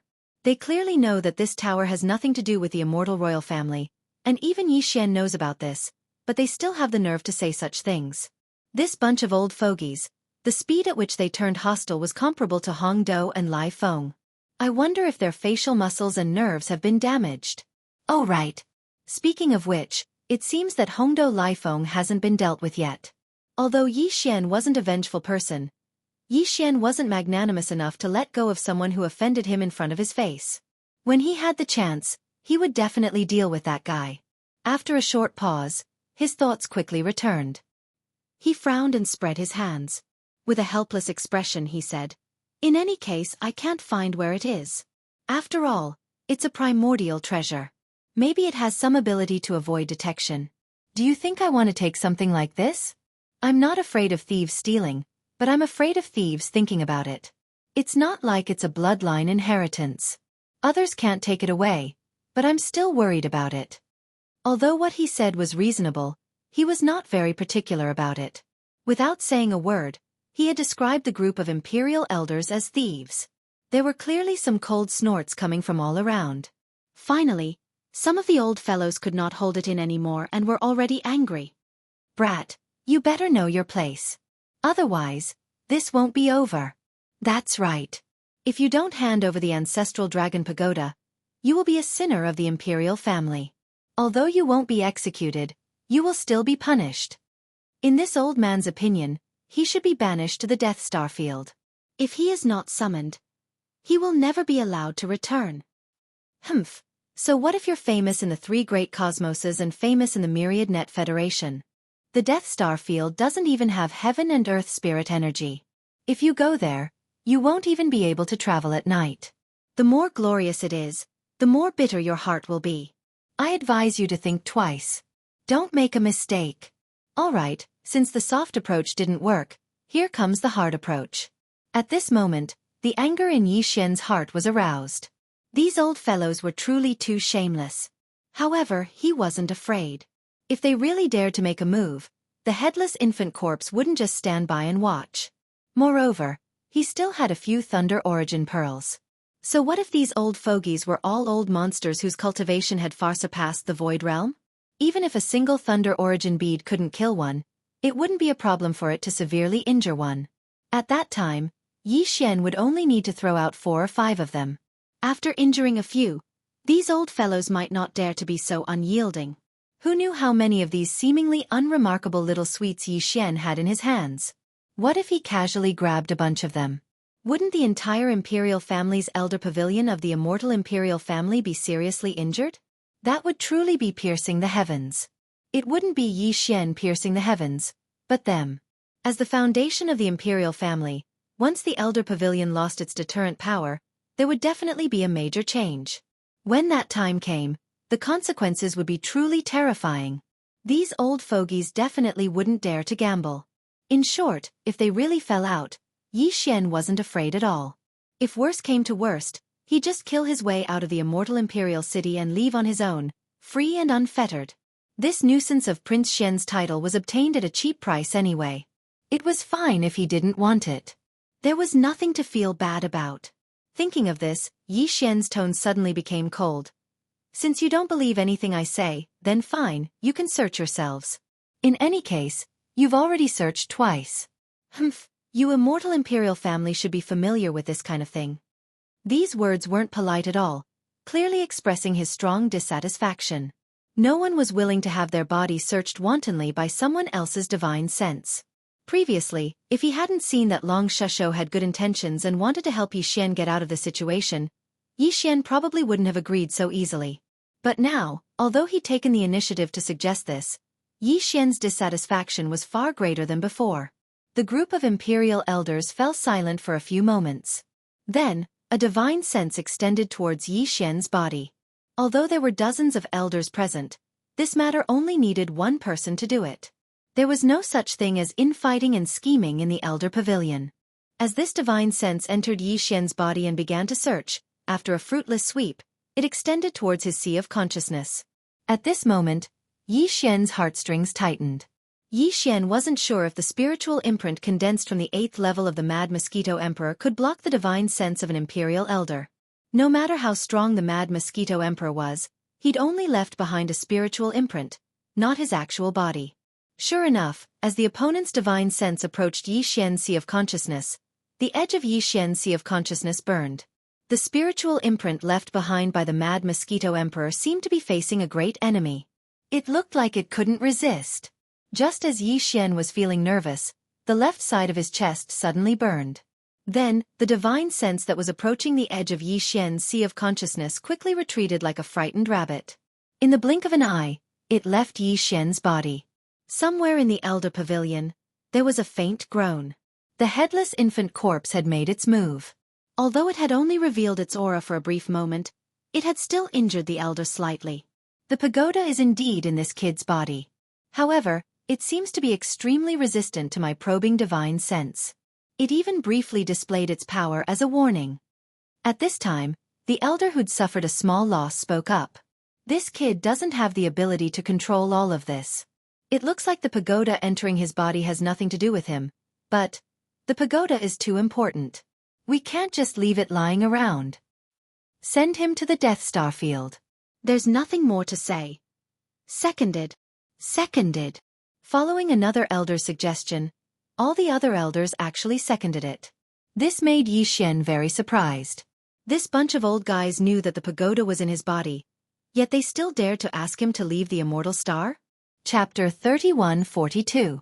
Translator, Nyoibo Studio Editor, Nyoibo Studio Translator, Nyoibo Studio Editor, Nyoibo Studio. Clearly, the elder in charge of investigating had mistaken the aura of the headless infant corpse for the aura of the desolate ancient inheritance tower. This was normal. The headless infant corpse was a supreme existence from the desolate ancient era. Its aura was very similar to the desolate ancient inheritance tower. It was common knowledge that Xian had the desolate ancient inheritance tower in his body, but no one knew about the existence of the headless infant corpse. Therefore, it was only natural that this elder would think that this wisp of aura was the desolate ancient inheritance tower. Since the investigation had failed and they had even tested the attitude of the desolate ancient inheritance tower, there was no point in keeping Xian. Although the elders present had powerful cultivations, they knew that they could not forcefully influence the will of the desolate ancient inheritance tower. Therefore, Xian quickly left the elder residence. From beginning to end, he did not even see the face of a single elder of the royal family. This made him very unhappy. Although these old fellows spoke nicely, they clearly did not recognize the royal bloodline in his body. Otherwise, they would not have not shown their faces. Of course, Xian was in the wrong. He was a fake, so there was no reason to expect them to treat him well. Thinking of this, Xian's heart calmed down, and his mind quickly focused on the so-called Death Star region. After all, that star region had already become his place of exile, and before long, he would leave the undying star and head to this place. In the distance, the 5 princes and the royal uncles all left behind a royal informant, quietly waiting for the result of Xian entering the old pavilion. At this moment, seeing him walk out of the pavilion safe and sound, these royal informants all had stunned expressions on their faces.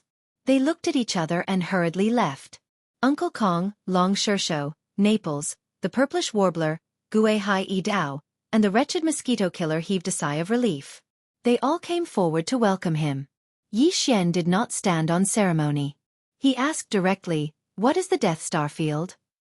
The wretched mosquito killer and Gue Hai E Dao clearly did not know. They were confused. Like Xian, they turned to look at the others. However, when Uncle Kong, Long Shersho, Naples, and Shenyuan Ziying heard the words Death Star region, they were slightly startled and their expressions immediately changed. Long Shersho frowned and said in a muffled voice, "Why are you suddenly asking this for no reason?" Naples and the purplish warbler exchanged off and Gue Hai E Dao shun, Naples and the purplish warbler. Uncle Kong was furious. Those old bastards dads actually dared dads of the Dars. How dare those bunch dards did studio. Studio Shersho Studio. Is Xianxia studio of studio of. After he finished speaking, a vast and boundless cultivation aura gushed out from his body. It was actually not the slightest bit weaker than the aura of the group of elders Xian had sensed in the elder pavilion, and it even faintly surpassed them. Following the sudden appearance of this cultivation aura, Uncle Kong was about to fly into the sky in anger, but was stopped by Xian with a wry smile. "Uncle Kong, you can't be afraid of this matter. The entire ancestral dragon pagoda has been taken away, and you're only sending it to the Death Star region. This is already very generous of you. You should first tell me where that place is. Since I'm going there anyway, I can make some preparations to avoid dying there." Hearing these words of consolation, Uncle Kong presumably understood that Xian was indeed in the wrong. He sighed, and the aura gushing out of his body instantly dispersed. Then, he frowned and explained, "Although you're going to the Death Star region, those old fogies probably don't want to kill you. After all, the ancestral dragon pagoda is still in your body. If you die there, the immortal imperial family will really suffer a great loss." Although he understood this point, Uncle Kong's indignation did not lessen in the slightest. He was still indignant, but those old fogies still don't have any good intentions. They want to put you under house arrest. The Death Star region is located in the central region of the Third Universe. It's a star region between the immortal imperial court of the Science and Technology faction and the 10 extreme celestial palace of the Cultivation faction. Moreover, that star region is not the graveyard star region. There are no wormholes that lead to other universes, so after entering the Death Star region, you won't be able to leave the Third Universe even if you want to. You can only be put under house arrest and remain in that star region, which is like a black hole and lacks even the spiritual energy of heaven and earth, wasting your time. Also, I have to remind you that although that star region is like other star regions and has countless stars, since it's called the Death Star region, you should be able to guess that all the stars in that star region are real dead stars. Even if you cut open a huge star body, I'm afraid you won't be able to find a single star core origin. In that case, if they restrict you from leaving the Death Star region without an edict, then you won't even have the resources for your daily cultivation. Even if you can gather some before entering the Death Star region, you'll run out of resources after a long time. Who knows how long those old fogies are going to put you under house arrest? If it's thousands of years, no matter how many cultivation resources you bring in, I'm afraid they'll all be used up. At that time, your cultivation will stagnate, and no matter how talented you are, it'll be the same as being crippled by them. And they only need to wait until the time is right. When they see that you've become a cripple, they probably won't even care about the immortal ancestral dragon pagoda that took the initiative to recognize you as its master. At that time, they'll drag you out and draw the immortal ancestral dragon pagoda out of your body. Then, they'll do whatever they want with you. It doesn't matter whether they kill you or release you, you're just a cripple anyway. At this point, the indignation on Uncle Kong's face disappeared and was replaced by sadness and even loneliness. Xian had always been a mystery to him. Uncle Kong clearly knew that this dragon pavilion was different from the dragon pavilion, but he was still very supportive of Xian. He didn't have time to investigate this matter in detail, but at this moment, looking at Uncle Kong's incomparably lonely appearance, he was at least completely sure of one thing, and that was that Uncle Kong really treated him with sincerity, and this kind of sadness that came from the bottom of his heart couldn't be faked. Before Xian could think about this matter in detail, the expressions of Naples and the purplish warbler had already changed greatly. Although they already knew about the situation in the Death Star region, what Uncle Kong said later, and even the calculations of those old freaks in the old pavilion was something they didn't expect. At this time, when they heard that Xian was almost completely tricked to death by the other party, and that he couldn't escape, could only be put under house arrest, and was basically a cripple with only a dead end, Naples and the purplish warbler were instantly enraged. Chapter 3143. Translator, Endless Fantasy Translation Editor. Endless Fantasy Translation. Making a fortune in silence, a star field, even if it's called the Death Star field, can't be without merit. Before Uncle Kong could speak, Long Shursho took over the conversation. He looked at Xian and continued, although this vast Death Star field is not like the Graveyard Star field, which is rich in star core origin, it also has other mineral resources. Therefore, many experts from the two camps of the human race have entered the Death Star field to collect all kinds of minerals. Among them, there is a mineral called the Devouring Source Crystal. It is an extremely rare resource in the three universes. Once it is produced, it will immediately be bought by the two camps and even the other Federation races in the second universe. In order to buy this Devouring Source Crystal, the Immortal Dynasty, the Tenju Celestial Palace, and the other Federation races in the second universe have even set up an organization in the Death Star field specifically to buy this crystal. It is said that even the Chenji race in the first universe has spies there. Their purpose is also to buy this Devouring Source Crystal. However, this resource is a hot commodity in the three universes, so it basically won't fall into the hands of individual experts. Therefore, even I have only seen it once. That was when an elder of the Immortal Dynasty, who was in charge of buying this thing in the Death Star field, returned to the Immortal Star. Because he bought a lot at that time. He bought more than 20 Devouring Source Crystals in 10 years. He showed it off proudly, and I was lucky enough to see it once. Hearing those words, Uncle Kong did not have much of a reaction. However, Naples and Shenyuan Ziying had faces full of shock. The Immortal Dynasty had specially arranged for an elder to be in charge of buying this thing in the Death Star field, and he had only bought more than 20 Devouring Source Crystals in 10 years.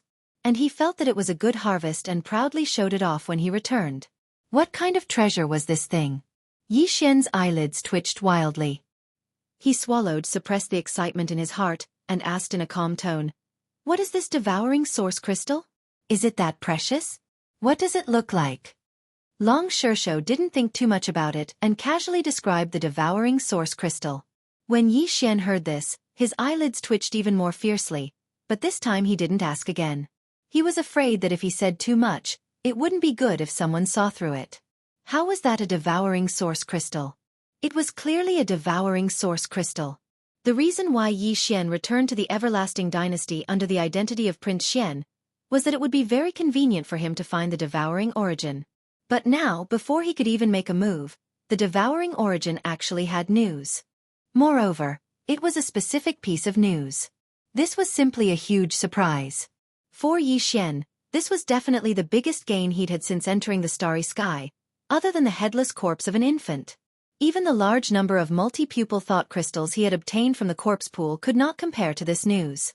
Although the multi-pupil thought crystal was a rare resource, and it was very likely that it could not be found anywhere other than the desolate cage in the Demonkin star system. After all, this item had a crystal with the corpses of the desolate ancient beings. It was the inheritance crystal left behind by their obsessions after death. Even so, in Yi Xian's opinion, it was still not as important as the devouring origin. With the devouring origin, one could exchange a large number of treasures with the devouring system, as well as unlock various auxiliary systems and obtain more system functions. Although the devouring system was created by the imperial tutor of the everlasting dynasty, D-Heir, Yi Xian already knew this when he obtained the devouring system. According to his estimation, the real creator of the devouring system should be the pioneer of the human race's technology camp, Xingbo, who represented the highest technology of the human race. After all, this system was used to select geniuses from the human race. Its level was definitely not low. D-Heir should have inherited Xingbo's dying wish and perfected the incomplete devouring system before releasing it. Therefore, even if D-Heir was still alive, it was probably impossible for Yi Xian to decode the additional functions of the devouring system through him. Only by obtaining a large amount of the devouring origin and conducting a normal transaction or decoding with the system could it be realized and make the system more powerful.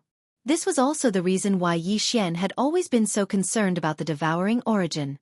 Before this, finding the devouring origin was his first priority, and finding the energy needed to evolve the world bugs was his second priority. Now that the second priority had been resolved, the only thing Yi Xian was worried about was the devouring origin. He did not expect to encounter such a good thing during this banishment. In the eyes of others, the Death Star region could be a dangerous place. After all, once Yi Xian entered it, he was not allowed to leave the Death Star region without an imperial edict. However, to Yi Xian, this restriction did not exist at all. The cultivation resources in his hands were as plentiful as mountains. A large amount of star core origin was calculated in cubic meters, and he also had a large number of multi-pupil sense crystals. There were tens of millions of weeping soul beasts. It was enough to sustain the cultivation of all the forces under his command for a long time, not to mention him alone. Furthermore, the Death Star region claimed that all the stars were dead stars and did not have the source of the star core, but this was not absolute.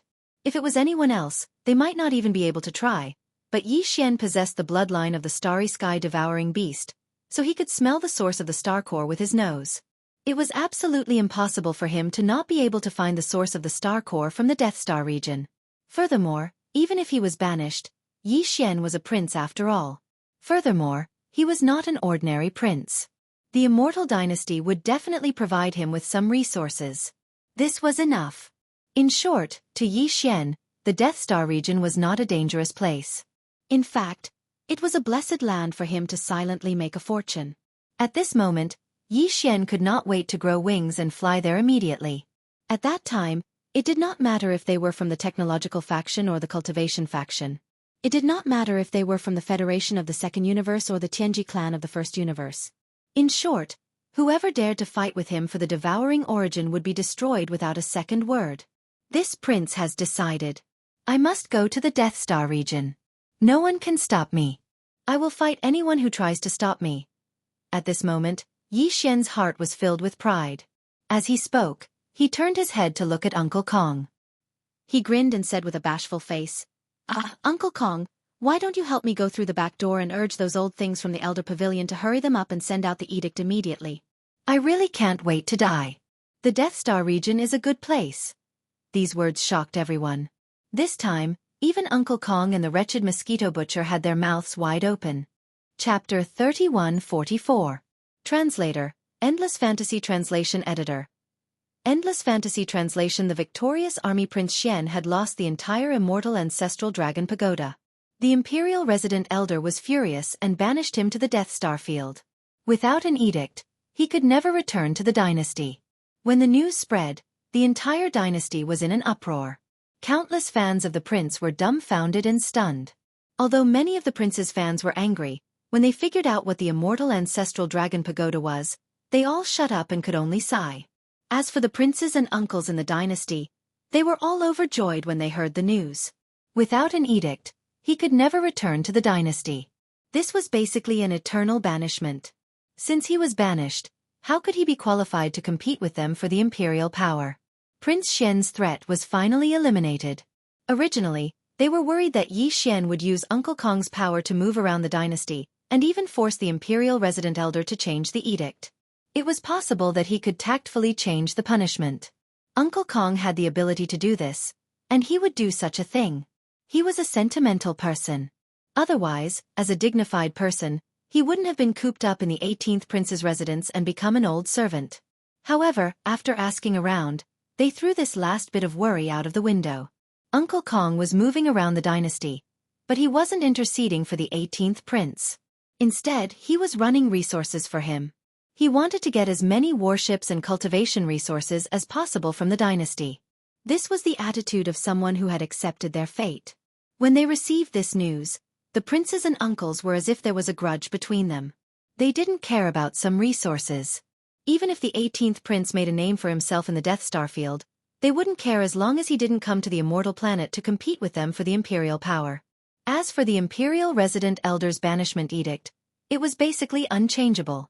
In history, there were a total of more than 10 people who were banished to the Death Star field, and all of them died of old age there. In order to let the 18th prince leave as soon as possible, the princes and the imperial uncle not only used their own connections to secretly help Uncle Kong, helping him to open up connections and get more resources. They even sent people to send a batch of resources to the 18th prince's mansion as the imperial brother and the imperial uncle. On the surface, they were expressing their condolences, but in reality, they were looking at Yi Xian eagerly. They couldn't wait for him to accept the gift and leave immediately. Yi Xian originally didn't think of this, but when he saw that his royal brothers, who viewed him as a thorn in their side, were rushing over to give him gifts, he immediately rolled his eyes and felt that he had found another way to make money.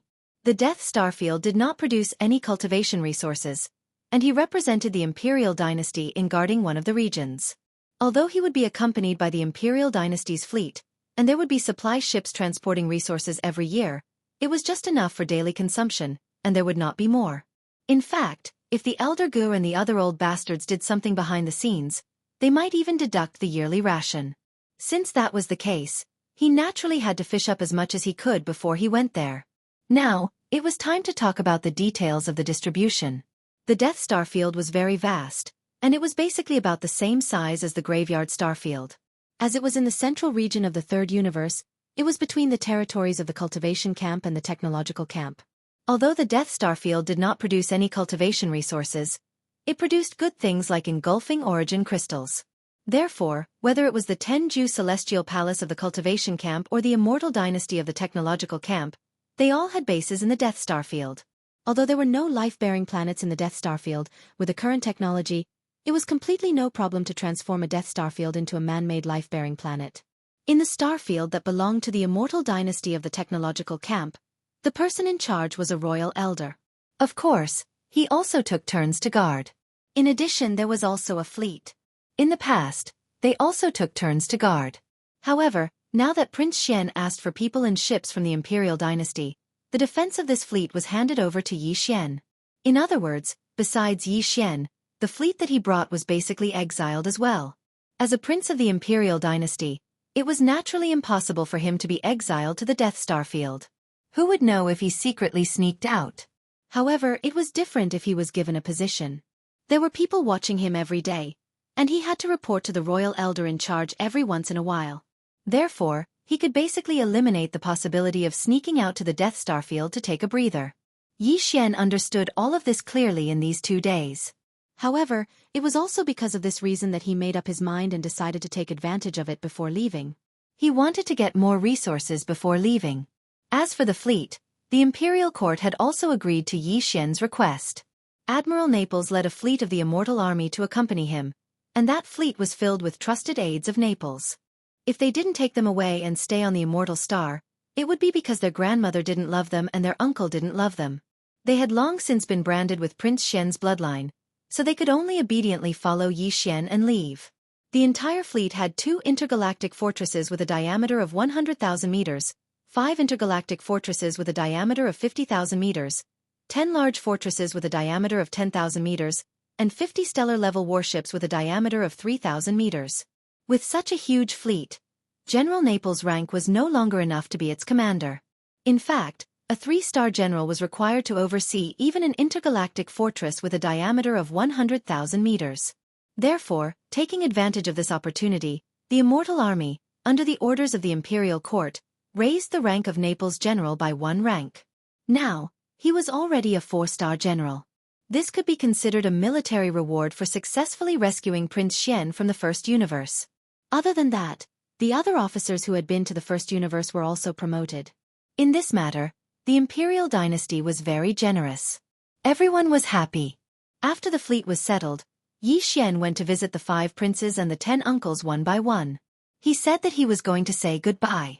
After all, he didn't know if he would see them again in this lifetime. The first one he visited was the eldest prince's residence. In the end, after he went, Yi Xian didn't even get up with the wretched mosquito slayer. In the end, the eldest prince finally understood. He endured his heartache and gave Yi Xian some resources. Only then did Yi Xian get up with a grin. With this as an example, the rest was much smoother. After 15 visits, he obtained another large amount of resources. At this point, in addition to the official resources that he obtained from the Imperial Court and the private resources that he extorted from the royal family, the resources in Yi Xian's hands had already reached a level that even he was shocked. The time to set off had finally come. In the end, before they set off, Yi Xian waved his hand and directly changed the name of the Neapolitan fleet. He abandoned the original Immortal Army and changed it to the Victorious Return Army. Upon hearing the name of the fleet, the princes were completely dumbfounded. They suddenly felt like they had been cheated. Victorious Return? Chapter 3145. Translator, Endless Fantasy Translation Editor. Endless Fantasy Translation Prisoner Release. Finally, the Victorious Return fleet set off and left the Undying Star. The Imperial Court gave Yi Xian a month's time. He had to reach the Death Star field within a month and report to the Imperial Court's elder. In fact, 10 days was enough to travel from the Undying Star to the Death Star field using wormholes. It would be even faster if they were all universal fortresses. Even if Yi Xian's Victorious Return fleet had 53,000-meter-long stellar-level warships, it would take at most 20 days to reach the Death Star field. The extra 10 days were for him to adjust his condition and enjoy the scenery along the way. After all, it was rare for him to come out after entering the Death Star field this time. Of course, this was only what the Imperial Court's elders thought. Yi Xian didn't think so. Once he had gotten enough of the devouring source, he would leave immediately. At most, he would take the Naples fleet with him. If the Imperial Court didn't agree, he would just take his own territory. It was worth mentioning that the Imperial Court only gave Yi Xian 2 universal fortresses with a diameter of 100,000 meters, 5 universal fortresses with a diameter of 50,000 meters, 10 universal fortresses with a diameter of 10,000 meters, and 53,000-meter-long stellar-level warships with a diameter of 3,000 meters. But in fact, the Victorious Return fleet wasn't of this scale. Firstly, any universal fortress with a diameter of 100,000 meters was actually a fleet of warships. Stuffing a few 3,000-meter-long stellar-level warships with a diameter of 100,000 meters was like child's play. This time, Yi Xian was basically selling himself to the Imperial Court. If the Imperial Court was stingy in this aspect, he couldn't accept it. The 2 universal fortresses each had 50 stellar-level warships. In addition to the 5 universal fortresses with a diameter of 50,000 meters, there were also a large number of planetary-level warships with a diameter of 1,000 meters. Inside the universal fortresses with a diameter of 10,000 meters, there were also patrol ships that were a few hundred meters like small private warships. If one didn't consider the size of the battleships, the number of battleships in Yi Xian's hands was close to 1,000. It was definitely a large fleet with full functions. In addition, he had the Lightning Fortress, the Black Mosquito, the Black Wind, and the Holy Sun Fortress. Even the Wild Dragon battleship had grown from a small fortress with a diameter of 5,000 meters to a large fortress with a diameter of almost 10,000 meters under the premise of a large amount of resources to support the growth of the race. All in all, Yi Xian had enough warships to rule an entire star system. It wouldn't be a problem even if he wanted to rule a territory. Following the departure of the fleet, all of the forces that Yi Xian had left behind at the 18th Prince's mansion to set up defenses were all taken back into the Black Mosquito and the Black Wind. The entire 18th Prince's mansion was once again empty, with only Uncle Kong remaining. Previously, Xian was worried about him, but now that he knew Uncle Kong's mysterious identity, he wasn't worried at all. Before he left, Uncle Kong didn't say anything else. He just assured Xian that although there were some people who came to harass him before, that was because he hadn't shown his power yet. However, because Xian had shown his power this time, some people who had forgotten his identity finally remembered the past. Therefore, in the future, no one would dare to come to the 18th prince's mansion. In addition, he reminded Xian to return as soon as possible. Uncle Kong said this with great certainty, as if it was a matter of course. This made Xian, who had originally planned to sneak away, feel very uncomfortable. In addition, the purplish warbler originally wanted to go with him, but then he remembered something and finally returned to Tianming Imperial Capital. However, before he left, he told Xian that they would meet again soon. In this way, the only ones who followed Xian out of the Undying Star, other than his original team, were Naples and Ning Tai. This girl couldn't run away even if he beat her, so Xian resigned himself to his fate. The only regret was that he wasn't able to find a chance to deal with Hong Do and Lai Feng before he left. However, Xian also thought it through and let him stay on the Immortal Star. Just treat it as Xian's wish. Maybe the next time he comes back, it'll be to deal with this guy and settle the grudges from before. In any case, Xian wasn't in a hurry to travel for a month. In addition, he just advanced more than a dozen small stages in a row. Now, he was already at the first stage of the 6th realm, the Nebula realm. There was really no need for him to use this little bit of time to cultivate. Therefore, Xian spent most of the time looking at the scenery and was very satisfied. Taking advantage of the boredom during this period of time, Xian finally remembered that there was still one matter that he hadn't dealt with for a long time. That was that the 1,000+ Federation experts in the Myriad Heaven prison were still locked up in the Black Wind's Great Fortress. It was time to let them out. Anyway, he had already reached a certain level. Even if these guys went out and spread rumors, he wasn't afraid. In fact, they didn't know Xian's identity at all. Even Long Xian, who had been locked up with them and claimed to be Prince Xian like a madman, didn't take those words seriously. No one would associate such a madman with Prince Xian. After making the decision, Xian summoned the Black Wind Fortress with a wave of his hand and let it sail between the enormous victorious return fleet without any delay. Xian led Gue Hai Yi Dao and the wretched mosquito killer directly to the Black Wind's lower cabin, the Myriad Prison. In the Myriad Prison, the nearly 100,000 soldiers were still building their nests. After Xian arrived, he immediately checked the situation. There was no other example of a second person being eaten by a soldier in a rage. It seemed that Prince Xian had done this on his own accord and couldn't blame anyone else. Because of this, Xian recalled that when he left the Undying Planet, there was a monstrous aura of resentment coming from the inner palace of the Imperial Palace. It was most likely from concubine Mei. Although she didn't appear, she should already know that Xian wasn't the real Prince Xian. Perhaps, like the other princes, she subconsciously thought that Xian was the culprit behind Long Xian's murder. In fact, if she really wanted to find him, Xian might have tactfully told her the truth. After all, he had received a favor from her back then. The drop of immortal ancestral dragon blood had fallen into Xian's hands through concubine Mei. However, since she had chosen to tacitly accept this hatred and had no intention of finding out the truth, Xian could only accept it helplessly. So be it. With his current strength and foundation, it wasn't like he couldn't take the blame. At this moment, after Xian entered the Black Wind's Myriad Prison, he directly revealed his identity as Prince Xian. He also took the initiative to release the thousands of people and brought them away from the Black Wind. They entered the Victorious Return Fleet's flagship, the Victorious Return Fortress, and were allowed to check on recent events through the fortress's star network. Chapter 3146. Translator, Nyoibo Studio Editor. Nyoibo Studio. We are vermin, heavens. I didn't expect so many shocking things to happen in less than half a year. If we weren't standing on the Immortal Army's starry sky fortress, I definitely wouldn't have believed this. I would have thought that I had met with a liar. Prince Xian is truly a god. So, he was the one who did everything. TSK. TSK. TSK. Not only were the prisoners on the Black Wind released by him in secret, the 10,000 experts of the Federation in the bottom cabin of the Black Mosquito were also saved by Prince Xian. If that wasn't the case, how could His Highness achieve such a stunning feat? He actually rushed to the 11th place on the Heaven leaderboard. We participated in all of this. This is a supreme honor. In the future, when I tell my descendants that I also participated in the Heaven Leaderboard's advancement to the 11th place, it would be so glorious. Ayaya. Unbelievable. It's too unbelievable. I didn't expect that in the past half a year, we actually accompanied Prince Xian on a trip to the first universe in the Black Wind's lower cabin. We almost turned the entire Fiend Star Zone upside down. Who in the family would dare to say that I didn't do anything in the future? Yes. Although we didn't do anything or even show up, we must be of great use to His Highness since His Highness kept us. If His Highness was really in danger, we would definitely take action. In a sense, we were backup forces that accompanied His Highness on a trip to the Fiend Star Zone. Yes. The last one is the main point.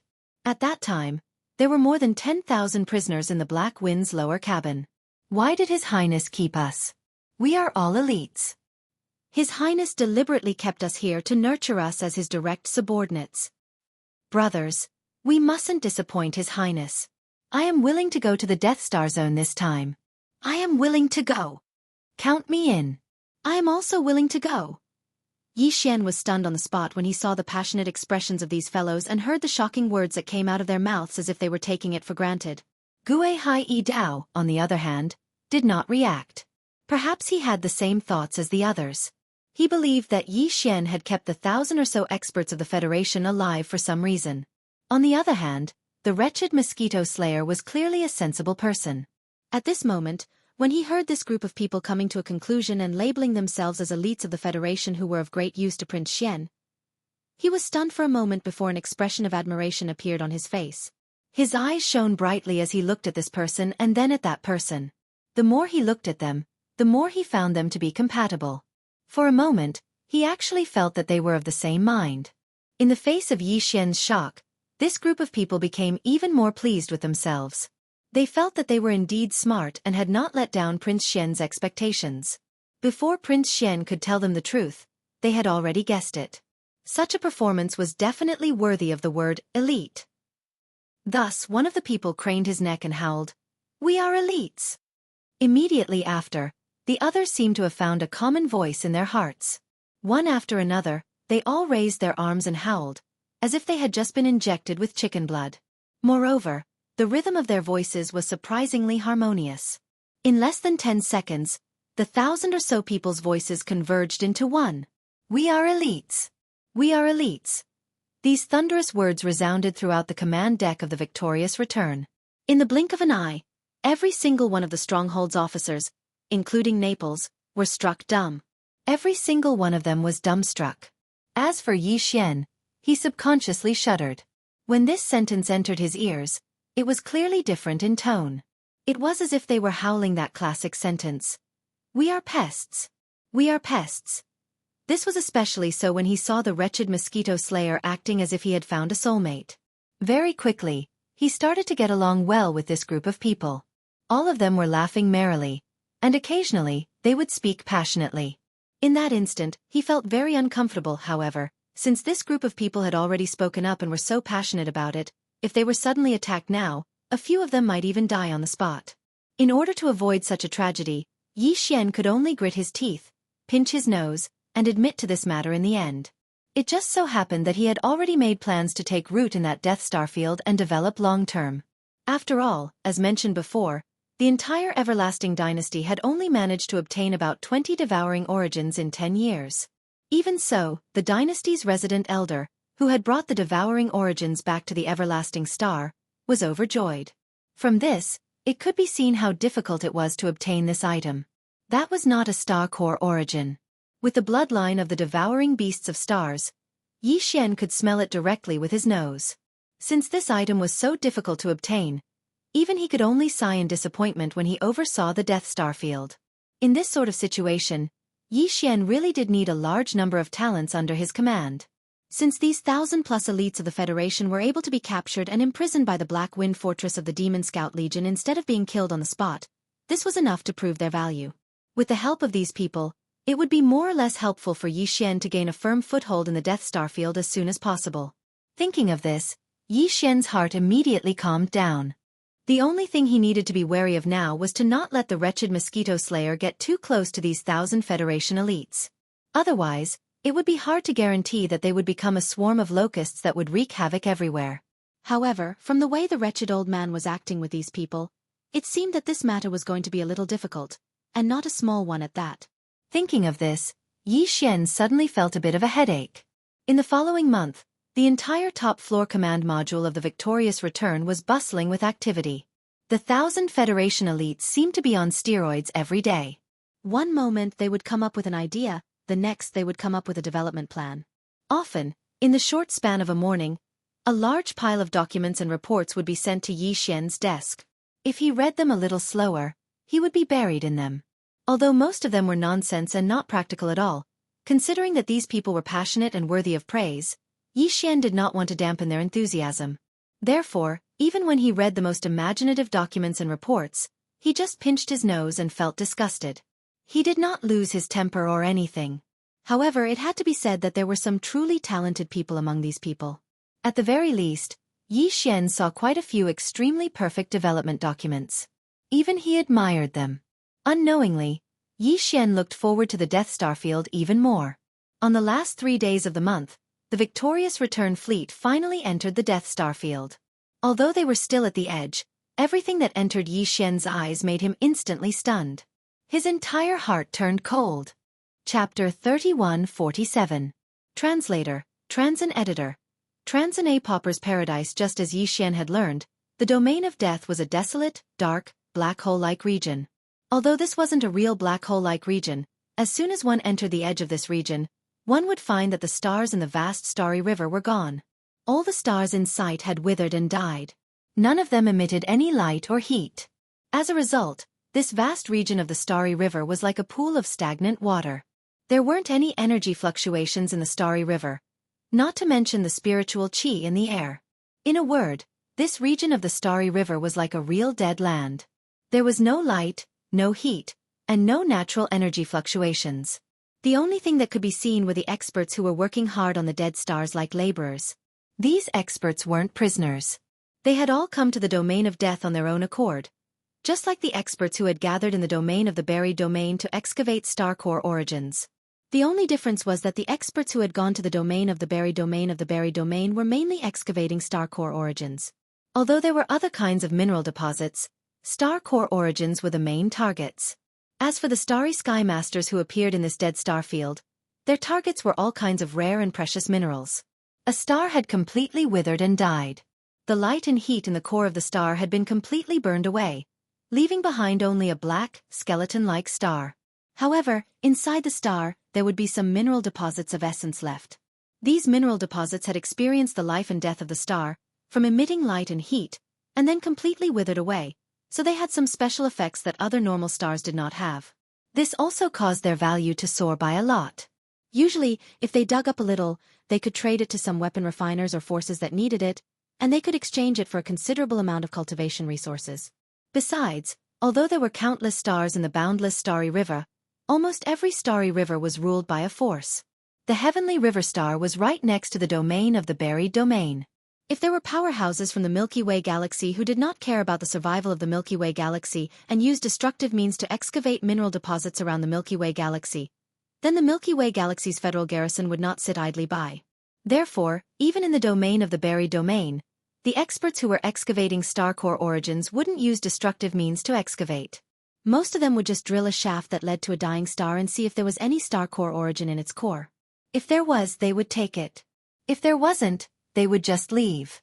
Basically, the damage to the star itself wouldn't be too obvious.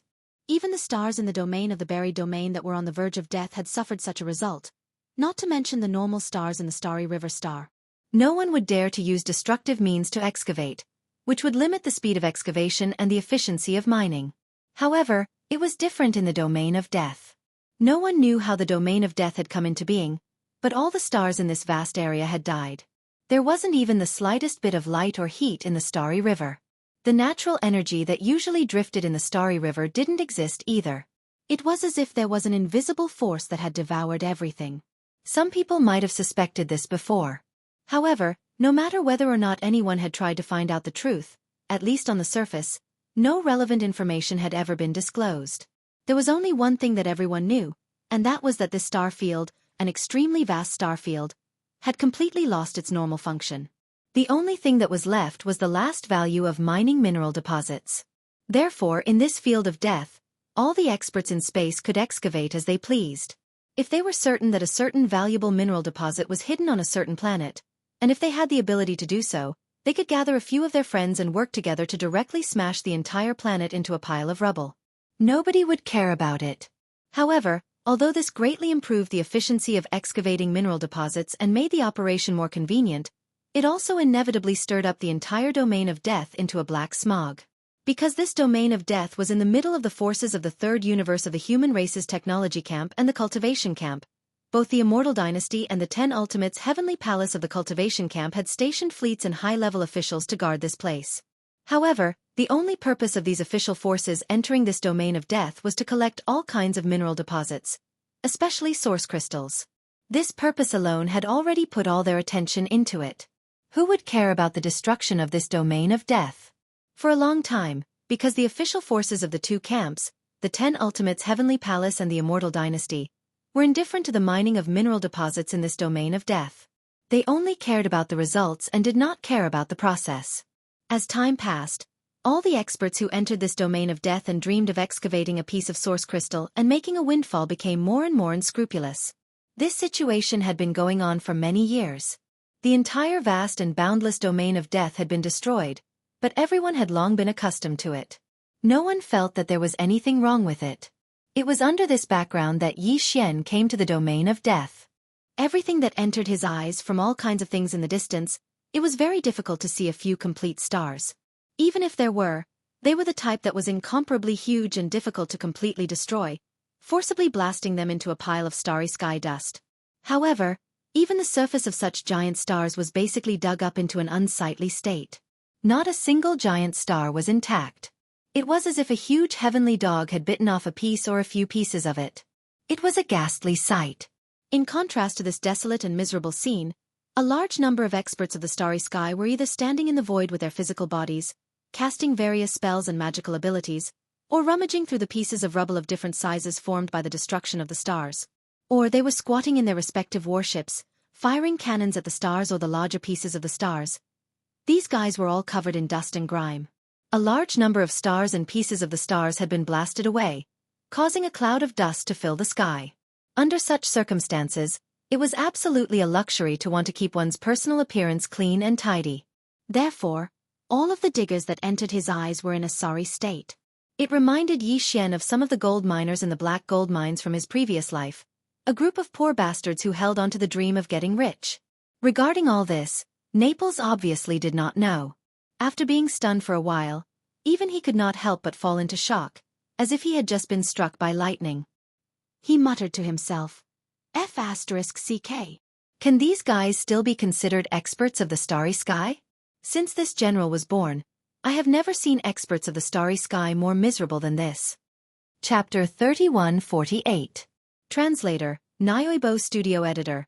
Nyoibo Studio Elder Suzy. When if one were to consider the entire Death Star field as a whole and draw a line in the middle, then to the east of the border river would be the 10 Ultimate Celestial Palaces' sphere of influence. The 10 Ultimate Celestial Palaces' headquarters in the Death Star field would be in the center of the eastern half of the star field.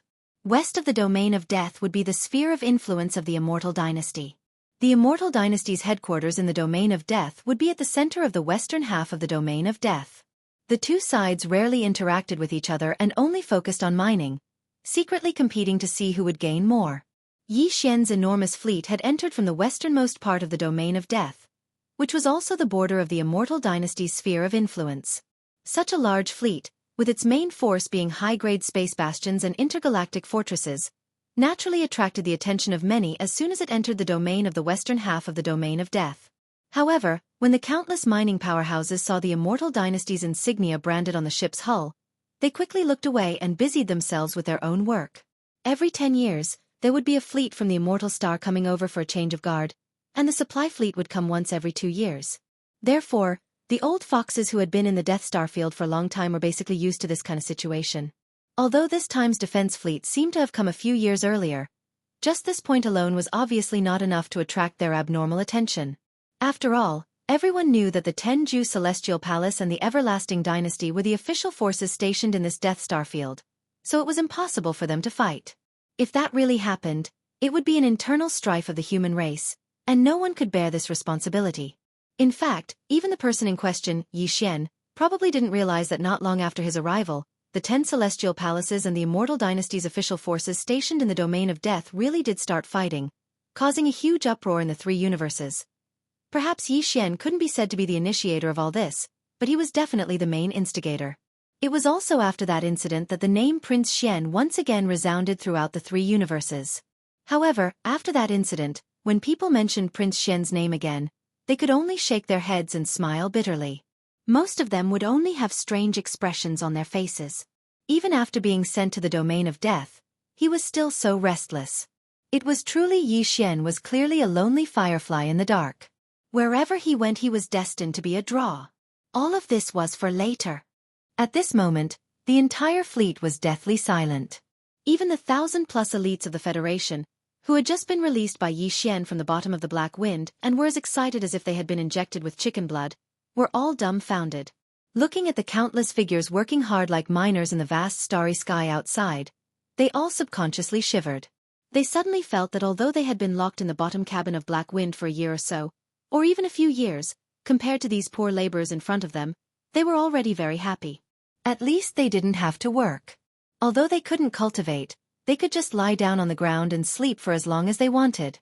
Just like that, in the dead silence, the entire fleet of Triumph entered the domain of death from the western edge of the domain of death and headed toward the eastern domain of death. What they saw along the way was basically the same. It was only when they approached the central area of the western domain of death that they saw more and more dead stars that were still intact. It seemed that although the official forces of the Eternal Dynasty stationed in this domain of death didn't care about other matters and only cared about the amount of minerals they could harvest, the starry sky masters from all directions of the Eternal Dynasty, or rather, the poor miners from the Eternal Dynasty still sensibly avoided the area where the headquarters of the Eternal Dynasty was stationed in this domain of death. They didn't dare to completely destroy this domain of death. After a full 7 days of normal sailing, the triumphant fleet finally arrived at the central region of the Western Star region. Looking around, it was already extremely quiet. Although the stars in sight still did not have the slightest bit of light or heat, and there was not the slightest fluctuation of energy in the void, at least the hustle and bustle that covered the sky and blocked the air was no longer there.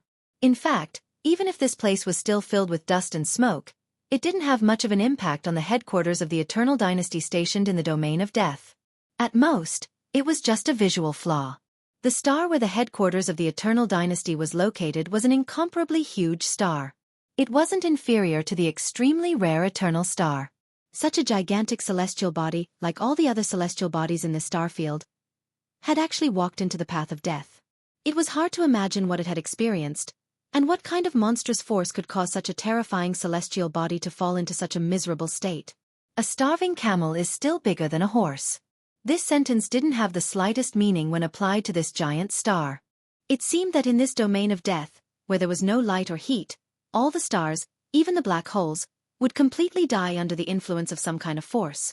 Seeing all this, Xian's heart trembled. At this moment, he finally had a clearer understanding of the mystery of this domain of death. At the same time, he had a huge guess in his heart. All this couldn't be related to the origin of devouring, right? Could it be that all the energy, whether it was the natural energy drifting in the void of the galaxy or the internal energy of countless stars, had all been absorbed and plundered by the origin of devouring that he still didn't know how it was formed, where it was located, and how he should use to explore and discover it? When this thought popped up in his mind, Xian shuddered. He didn't dare think too much about it. He shook his head and swept his gaze across a vast plain on the huge star in front of him. A huge man-made transparent protective shield of special alloy covered the entire vast plain like a bowl. It was estimated to be close to 10,000 kilometers in size. And this was merely an ordinary plain on a huge planet. From this one could see how vast this planet was. In the center of the huge transparent protective shield stood a huge city, surrounded by a few other smaller cities. This city was called Old Sioux City because the headquarters of the Everlasting Empire stationed in the west of the domain of death was here. The strongest people of the empire who watched over this place were usually the elders of the royal family's old Su pavilion. They would change every 10 years. There were several dozen elders in the royal family's old Su pavilion, and they would take turns to watch over the city for 10 years. Right now, the last elder of the royal family who had entered Old Su City was called Long Ziwen. Before they set off, Yi Xian had already asked Uncle Kong about this elder Ziwen after investigating the situation. Chapter 3149. Translator, Exodus Tales Editor. Exodus Tales: A Show of Strength. Although the victorious return fleet had changed the name of the fleet, the Immortal Legion's emblem on the ship had not changed. Therefore, as the fleet arrived, the protective barrier of the Old Man's City in the central region of the huge planet in front of them slowly opened. Another fleet of the Immortal Legion drove in from outside the city and directly charged into the starry sky. They didn't even meet Yi Xian and immediately left. The fleet that was originally stationed at Su Laoxiong City had already stayed in this godforsaken place for 5 whole years. The commander of the fleet was probably sick of it and couldn't wait to sprout wings and leave this place. Yi Xian didn't care about this. He led the entire fleet and landed below the protective shield of Su Lao City. He observed the entire majestic city and nodded in satisfaction. Not bad. They even made greenery inside the protective shield. There should be a large oxygen generator. The environment is no different from a habitable planet, so it won't be too difficult. As soon as he finished speaking, the protective shield of Su Lao City slowly closed up. This clearly showed that they didn't intend to let Yi Xian's victorious return fleet enter. Although the speed at which the protective shield closed up was slow, with the fleet speed, they could all enter the protective shield before it completely closed up. However, since the other side had already expressed their intention to not enter, Yi Xian couldn't possibly do that. Besides, this kind of base-like majestic city even had a giant protective shield. How could it not have a space defense system? If they forced their way in, once the other side activated the space defense system, Yi Xian's victorious return fleet would more or less suffer some damage. At that time, the other side would have no one to argue with. The entire fleet was something that Yi Xian had painstakingly obtained from the Immortal Dynasty. Even if he lost a planet-level warship that was 1,000 meters long, he would still feel heartache. How could he possibly take this risk? Tell the fleet to stop. If we go out, will we meet that old ghost Ziwen? Humph. The moment he arrived, he gave us a show of strength. Su Lao Gu is really awe-inspiring. Yi Xian's expression immediately turned gloomy. As he spoke, Naples glanced at the communications officer beside him. The latter immediately issued Yi Xian's order. The entire huge victorious return fleet stopped outside the protective shield of the majestic city and hovered above the majestic city. In the next moment, Yi Xian walked out of the main passageway of the victorious return.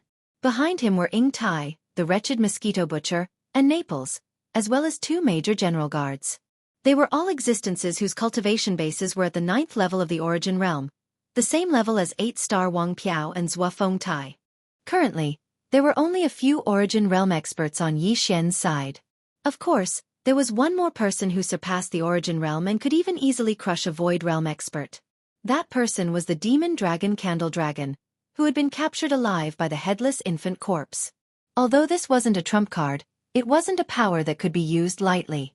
In addition, Naples and Ying Tai were both at the 11th realm of the Mystic Light Realm, while the wretched mosquito butcher was at least at the 12th realm of the Void Realm.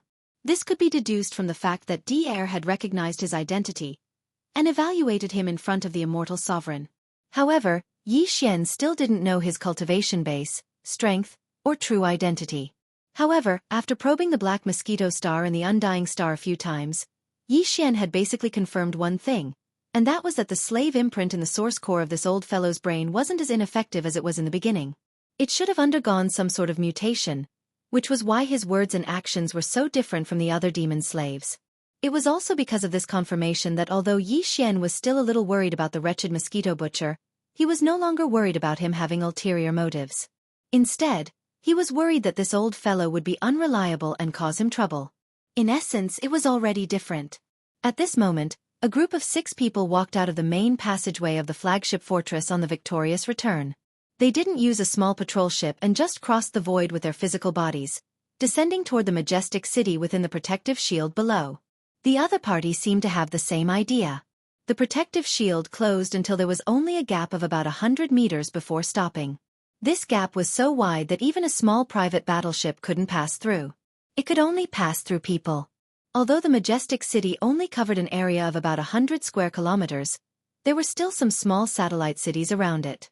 The entire green gloomy world under the protective shield covered an area of about 10,000 square kilometers. This showed that the immortal sovereign dynasty had put in a lot of effort and painstaking effort to manage this place. With such a large area spanning 10,000 square kilometers, not only was there a protective shield blocking out cosmic rays and cosmic dust, but there was also lush greenery inside. In this vast Death Star region, it was like an oasis in the desert, attracting a large number of experts who entered the Death Star region to stay here. Therefore, after Yi Xian's group of 6 entered the interior of the protective shield through the 100-meter-long passageway, they looked around and saw that the cities were filled with people moving about. There were even shops, markets, restaurants, and the like. Everything was no different from the scenery on the other ordinary human administrative planets. It was just that the area here was much smaller. In addition, although there were also many figures of the imperial family guards in Xianxia City, which was surrounded by more than a dozen small cities, compared to the other small cities around it, this place was obviously much more deserted.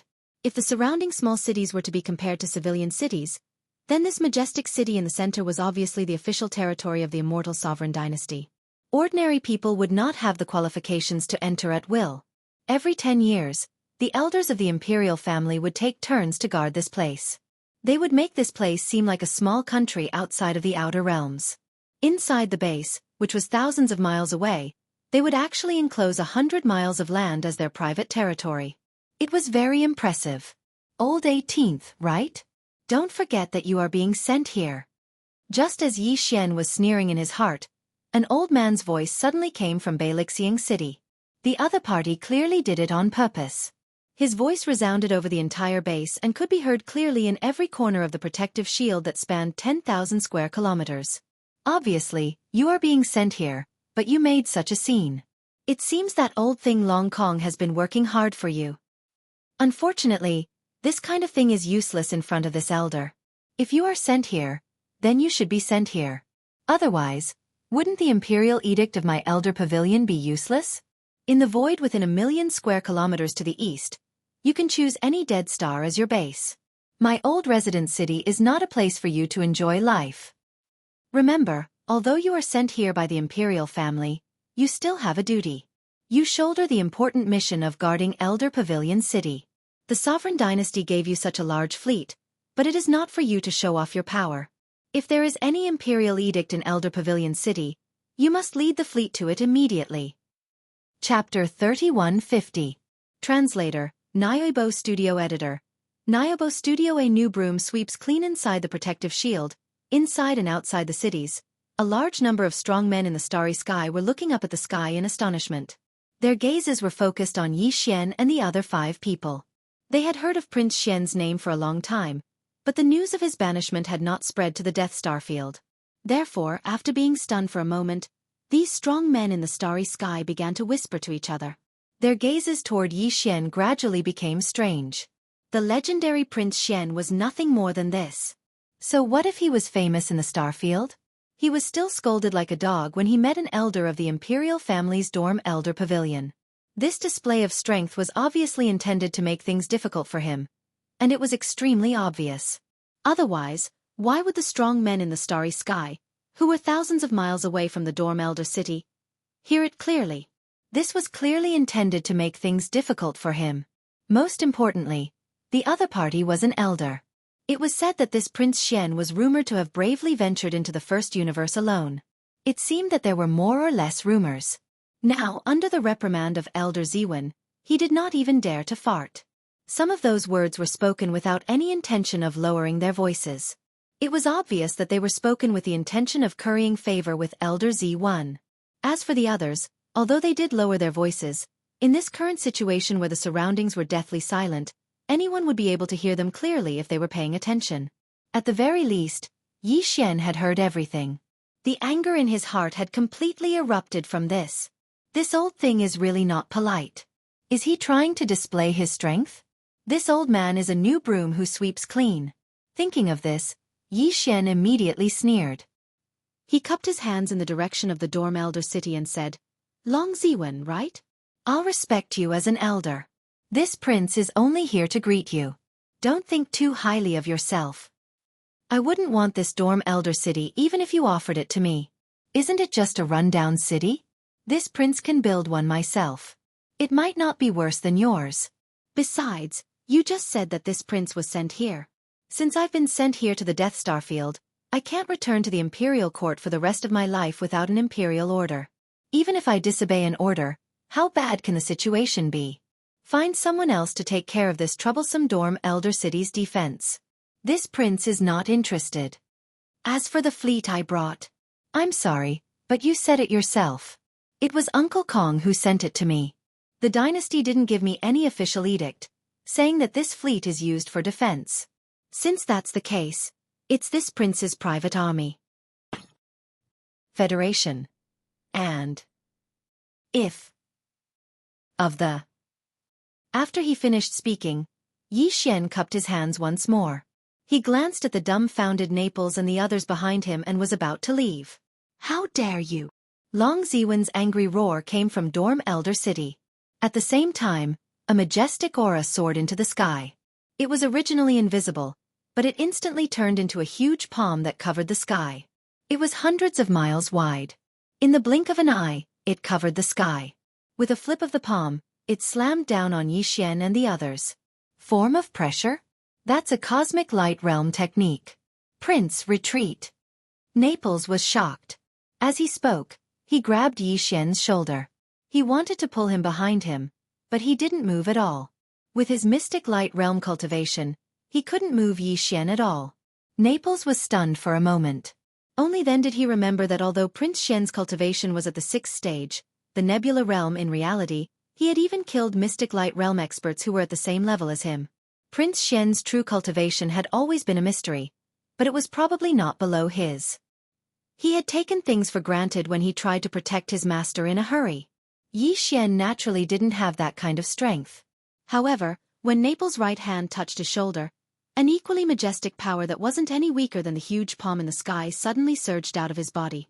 How could the current Naples be able to move him? Screech! This power turned into an illusion that was hundreds of thousands of feet tall. It was the energy body demon dragon Candle Dragon that the headless infant corpse had captured alive. Although it was only a wisp of aura released by the headless infant corpse, it was enough to form this enormous demon dragon illusion behind Xianxia. The original body of the demon dragon, even in its energy form, was hundreds of thousands of feet tall. It definitely wasn't something a cosmic light realm expert could match. Rumble! A thunderous roar instantly resounded from the horizon. The enormous palm formed from the pressure of the cosmic light realm cultivator's cultivation instantly melted like a snowball that had encountered a blazing sun. It collapsed at a rate visible to the naked eye. At the same time, a muffled groan came from Su Laoxiong City. Immediately after, Su Laoxiong exclaimed in shock, "Demon dragon illusion? It's actually Nebula Realm? This definitely isn't your own power.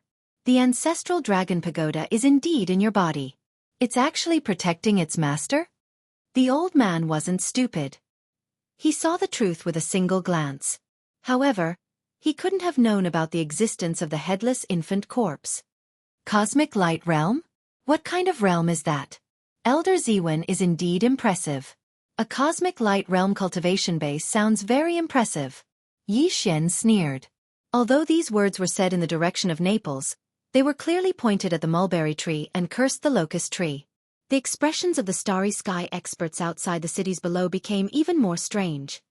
The Black Hole Realm is the 8th Cosmic Light Realm. After the Black Hole Realm is the Origin Realm, Grotto Heaven Realm, Mystic Light Realm, Void Realm, Genesis Realm, Cosmic Light Realm. After that, I don't know. Naples subconsciously raised his head to look at the sky behind Xianxia. The demon dragon illusion had disappeared, but his face was still full of shock. He cupped his hands and said, "The Cosmic Light Realm is the 14th Cosmic Realm. After that is the last of the 15 Cosmic Realms, the Cosmic Realm." The first 15 Cosmic Realms? So there are other realms after the Cosmic Realm? And it sounds like there are quite a few of them? Xianxia seemed to be interested. He asked as if there was no one else around. It was as if he had completely forgotten about Su Laoxiong City's Su Laoxiong family elder Long Ziwen. This was blatant disregard. However, The people in Su Laoxiong city below fell silent. Although Long Ziwen was strong, he wasn't confident enough to think that he could kill Yi Xian, who was under the protection of the ancestral dragon pagoda. It was wise for him to remain silent. However, he obviously couldn't let go of today's matter. What an arrogant and domineering old 18th. Good. Chapter 3151. Translator, Nyoibo Studio Editor. Nyoibo Studio. Rise of the Mighty City. You don't have to worry about this. This prince isn't that close to you. Tell me. Yi Xian sneered. This time, he didn't even bother to salute. Before he finished speaking, he had already turned around and led Naples' group of 5 toward the Fortress of Triumph. In the blink of an eye, they entered the fortress. The entire fleet sailed majestically into the distance. However, it wasn't the Eastern Star region that Long Ziwen had indicated, but the Northern Star region. This clearly showed that they had made up their mind to go against him. You point to the east, and I'll go north. The old were so angry that a few groans could be heard from the mighty city again. The starry sky experts inside and outside the surrounding cities were all shocked. Everyone felt as if they were walking on ice. They didn't even dare to breathe loudly. At the same time, Yi Xian, who had returned to the command cabin on the top floor of the Fortress of Triumph, shook his head helplessly with Naples and the others. After returning, they found that there was actually a celebration party going on inside. It could even be described as thunderous cheers. The soldiers of the immortal army under Naples' command naturally wouldn't do such a thing. The ones who were causing trouble were the 1,000 or so Federation elites who had just been recruited by Yi Xian. Seeing Yi Xian return, a group of people immediately surrounded him. They were so excited that all kinds of ideas covered the sky and earth. Boss, are we going to set up our own sect? That's a good idea. Didn't the immortal dynasty grow up step by step like this? Yes. This way, us old buddies will all be credited with founding the empire in the future. This is a grand undertaking that will last for thousands of years. Boss, let's do it. What's wrong with you guys? How can you say something like that so casually? We have to keep a low profile at the beginning of our venture. It's fine if this matter is known only to the insiders.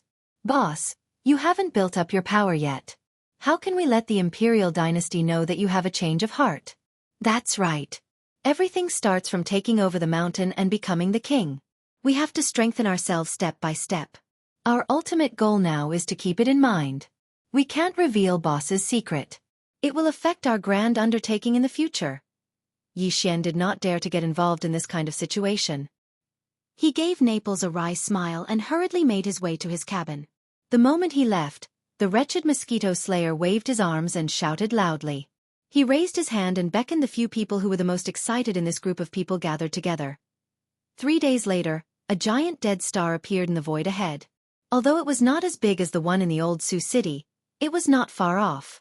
What was even rarer was that the surface of this planet was extremely flat. Large expanses of plains were clearly visible, and there were even some traces of decaying plants, indicating that it should have been a planet of life. However, because it was located in this Death Star region like other planets, it had strangely entered a period of death. Its energy had dissipated completely, and it had completely disappeared. That's it. That's where I made a fortune in the Death Star field. It's this. Planet Victorious Return. After casually naming the planet, Yi Xian's stronghold Victorious Return immediately led the entire fleet towards the surface of Planet Victorious Return, occupying the largest plain. Grand and vigorous construction began in an instant. In addition to the numerous battleships, fortresses, and strongholds in the fleet, all kinds of resources and technological equipment were incomparably complete. In addition, Yi Xian brought out the Black Mosquito, Black Wind, and Saint's Demon Scout fortresses. Even the intelligent androids in Lightning Fortress were put to use. The construction of Victorious Return City was practically changing with each passing day. Tens of millions of mosquito beasts and 100,000 void soldiers shone brilliantly in the construction of Victorious Return City. Such a huge amount of fresh troops was something that even Old Sioux City did not have. In addition, the 1,000 or so elites of the Federation covered almost all walks of life. Among them, there were even a few who could be considered to be skilled refiners. As for technological talents, there was no lack of them. With them around, some of the urgently needed equipment were manufactured one after another in a short time. As for the various kinds of iron ores, rare metals, and the like needed to refine the construction alloys. The countless dead stars in the surroundings were all mineral deposits. Yi Xian spread the word that he would buy them at double the price. In addition, they were just some ordinary minerals. The starry sky powerhouses who entered the star field were usually too lazy to collect them and just threw them into the void like garbage. After hearing the news, a large number of powerhouses flocked over. Under the pouring out of one storage artifact after another, a small half of the plain was almost filled with all kinds of ordinary metals and ores. Following that was the great refined alloy. With the molds designed by more than 1,000 Federation elites, all the refined alloys were directly molded into shape. In the end, they were assembled like building blocks. All that was left was to fuse the interfaces. This greatly shortened the construction time of Victorious Return City. In the end, in less than 3 months, a majestic steel city was quietly erected on the vast plain of planet Victorious Return. Although it was only 1,000 li in circumference, it was still a majestic city located in the center. Around it were more than a dozen slightly smaller cities. Even the starry sky protective shield that enveloped the entire Victorious Return City with a diameter of 1,000 li was set up. The only troublesome thing was the greenery inside this 1,000 li majestic city. Fortunately, the interiors of several starry sky fortresses had green belts in the cabins, transplanting some fast-growing plants. After nearly 3 months, the 1,000 li circumference of Victorious Return City was finally covered with eye-catching greenery. At the same time, the scouting teams that Yi Xian had sent out to collect information also returned one after another. The organizational structure of these scouting teams was very complex. They were basically composed of 3,000 li-long stellar-level battleships. In addition to the soldiers of Victorious Return, there were also mosquito beasts, soldiers, and demon-kin experts. In addition, all the small stellar-level fortresses under Yi Xian's command were also sent out to patrol the surrounding star fields. Often, the center of the dozen scouting teams would be guarded by a small stellar-level fortress. If any scouting team encountered danger, the small stellar-level fortress in the center would be able to immediately provide assistance. In this way, the safety of the forces under his command was guaranteed. Although the scale of Yi Xian's forces wasn't small, most of them were demon-kin, mosquito beasts, and void soldiers. Naples didn't have too many human experts under his command. Any loss of personnel was very difficult for him to bear. In fact, it was the same for the large number of demon-kin, mosquito beasts, and void soldiers. Yi Xian had already left the demon-kin starfield long ago. The original troops under his command were too few to be replaced. Therefore, it could be said that he spared no effort when it came to the safety of his personnel. In less than 3 months, all the scouting teams returned one after another, collecting a large amount of information. This information was categorized by the professionals under Naples and analyzed by the thousands of Federation elites. In the end, it formed a systematic and detailed report that was delivered to Yi Xian. Chapter 3152. Situation in the starfield. Yi Xian flipped through the encyclopedia about the Dead Star region in his hands, and quickly gained a comprehensive understanding of the Dead Star region. There was no need to elaborate on the other information regarding mineral deposits. In the Death Star field, the Death Stars had all kinds of ordinary mineral deposits and rare metals. There had even been epic mineral deposits unearthed in the past. Otherwise, it wouldn't have attracted so many starry sky experts. Supreme grade, legendary, epic, and supreme treasures. These 4 levels could be applied to almost any item in the starry sky environment, whether it was natural minerals, man-made warships, or all kinds of magical equipment produced by refining technology. Even if it was only the size of a fist, one could exchange for a massive amount of cultivation resources. For example, Yi Xian had several cubic meters of level 99 colored planetary core origin. That was a level 99 colored planetary core origin. A single level 99 colored planetary core origin the size of a fist could be exchanged for a massive amount of ordinary planetary core origin. Moreover, it was priceless, and even priceless. In addition to this kind of epic grade mineral, this Death Star field also produced starry sky supreme treasure grade mineral, the so-called devouring source crystal. However, even in the Death Star field, the grade of the source crystal devouring starry sky supreme treasure was only a guess. Whether it was really a starry sky supreme treasure had not been officially confirmed by any official. Many of the starry sky experts who had flocked to this vast star field, dreaming of mining even one devouring source crystal and making a fortune from it, didn't even know the specific use of this devouring source crystal. Usually, every time a starry sky source crystal was unearthed, it would immediately be purchased by some mysterious forces, Everlasting Dynasty, 10 Ultimates Heavenly Palace or other official organizations at a high price. As for what it was used for, none of them knew, nor were they interested in asking. As long as they could dig up the devouring source crystal and use it to exchange for a large amount of cultivation resources, it was enough for them. In addition to the Eternal Dynasty's Old Sioux City and the 10 Ultimates Heavenly Palace's Black Firmament City in the eastern part of the Domain of Death, there were a large number of other forces that were frequently active in the vast Domain of Death. On the surface, the teams of the various races of the Federation of the Second Universe could be seen from time to time. Among them, there was no lack of cosmic light realm masters who could contend with Long Ziwen. In the dark, the servants of the Heaven's Legacy race and the masters of the 100 races competed for every devouring source crystal that was unearthed. It was said that there were even a few true Heaven's Legacy race clansmen guarding this place. Generally speaking, even though this Domain of Death was located in the central region of the Third Universe, between the 10 Empyrean Heavenly Palaces and the Immortal Dynasties, its overall situation was much more complicated than that of the Domain of the Graveyard of Death. Even Yi Xian was surprised by this. In the official base of the 10 Ultimate Celestial Palace, Black Firmament City, there's also a supreme cosmic realm powerhouse overseeing it. This person's name is Huai Dongzi, and he's a vice palace master of the 6th Ultimate Celestial Palace. The 10 Absolute Celestial Palaces have a total of 10 Celestial Palaces. In each Celestial Palace, there is one main and 4 vice palace masters. In general, the vice palace masters are equivalent to the imperial elders of our everlasting dynasty.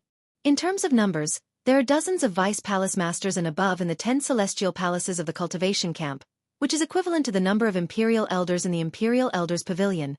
Taking the intelligence booklet from Yi Xian, Naples flipped through it while introducing the details of the major forces in this Domain of Death to Yi Xian. In addition to Huai Dongzi, in the official base of the 10 Empyrean Heavenly Palaces, Black Firmament City, there's another person whose status is equivalent to yours, Your Highness. He's the young palace master of the 6th Ultimate Celestial Palace. It's said that he followed Huai Dongzi to the Domain of Death more than a year ago. He's probably here for the trial. In addition to that, there are also many teams of experts from various races in the Federation of the Second Universe, including the 100 slave races of the Qianji clan and a team of experts from the Qianji clan who have yet to be specifically confirmed. However, these teams are all mobile and basically change places after a fight. They don't have fixed bases like Black Firmament City and Imperial Elders Pavilion. When they hear that a devouring source crystal has been unearthed, they immediately flock there, threatening, enticing, and using all kinds of methods to compete. At this point, Naples stopped talking. Yi Xian put his hand on his forehead and sighed. Alas, this small domain of death is so complicated. All the forces of the 3 universes have gathered here, both openly and secretly.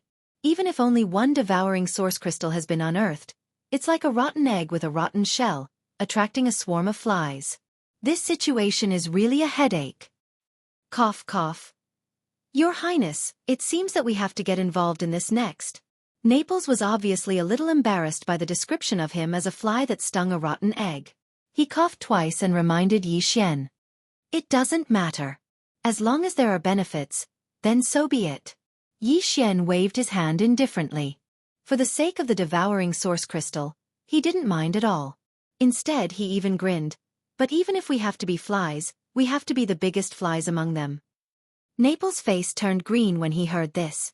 Without waiting for him to speak, Yi Xian spoke again. Right now, these guys are competing for the devouring source crystal. It's nothing more than fighting openly and secretly. On the surface, they'll offer a high price to tempt them, or if that doesn't work, they'll secretly rob them. This isn't a problem for us at all. Release the news that Triumph City is officially open. We welcome all the Starry Sky Masters who have a lot of mineral resources to settle in. In addition to the devouring source crystal and some other rare minerals, even if it's some ordinary minerals and useful metals, we'll still buy them. However, the purchase price can only follow the market.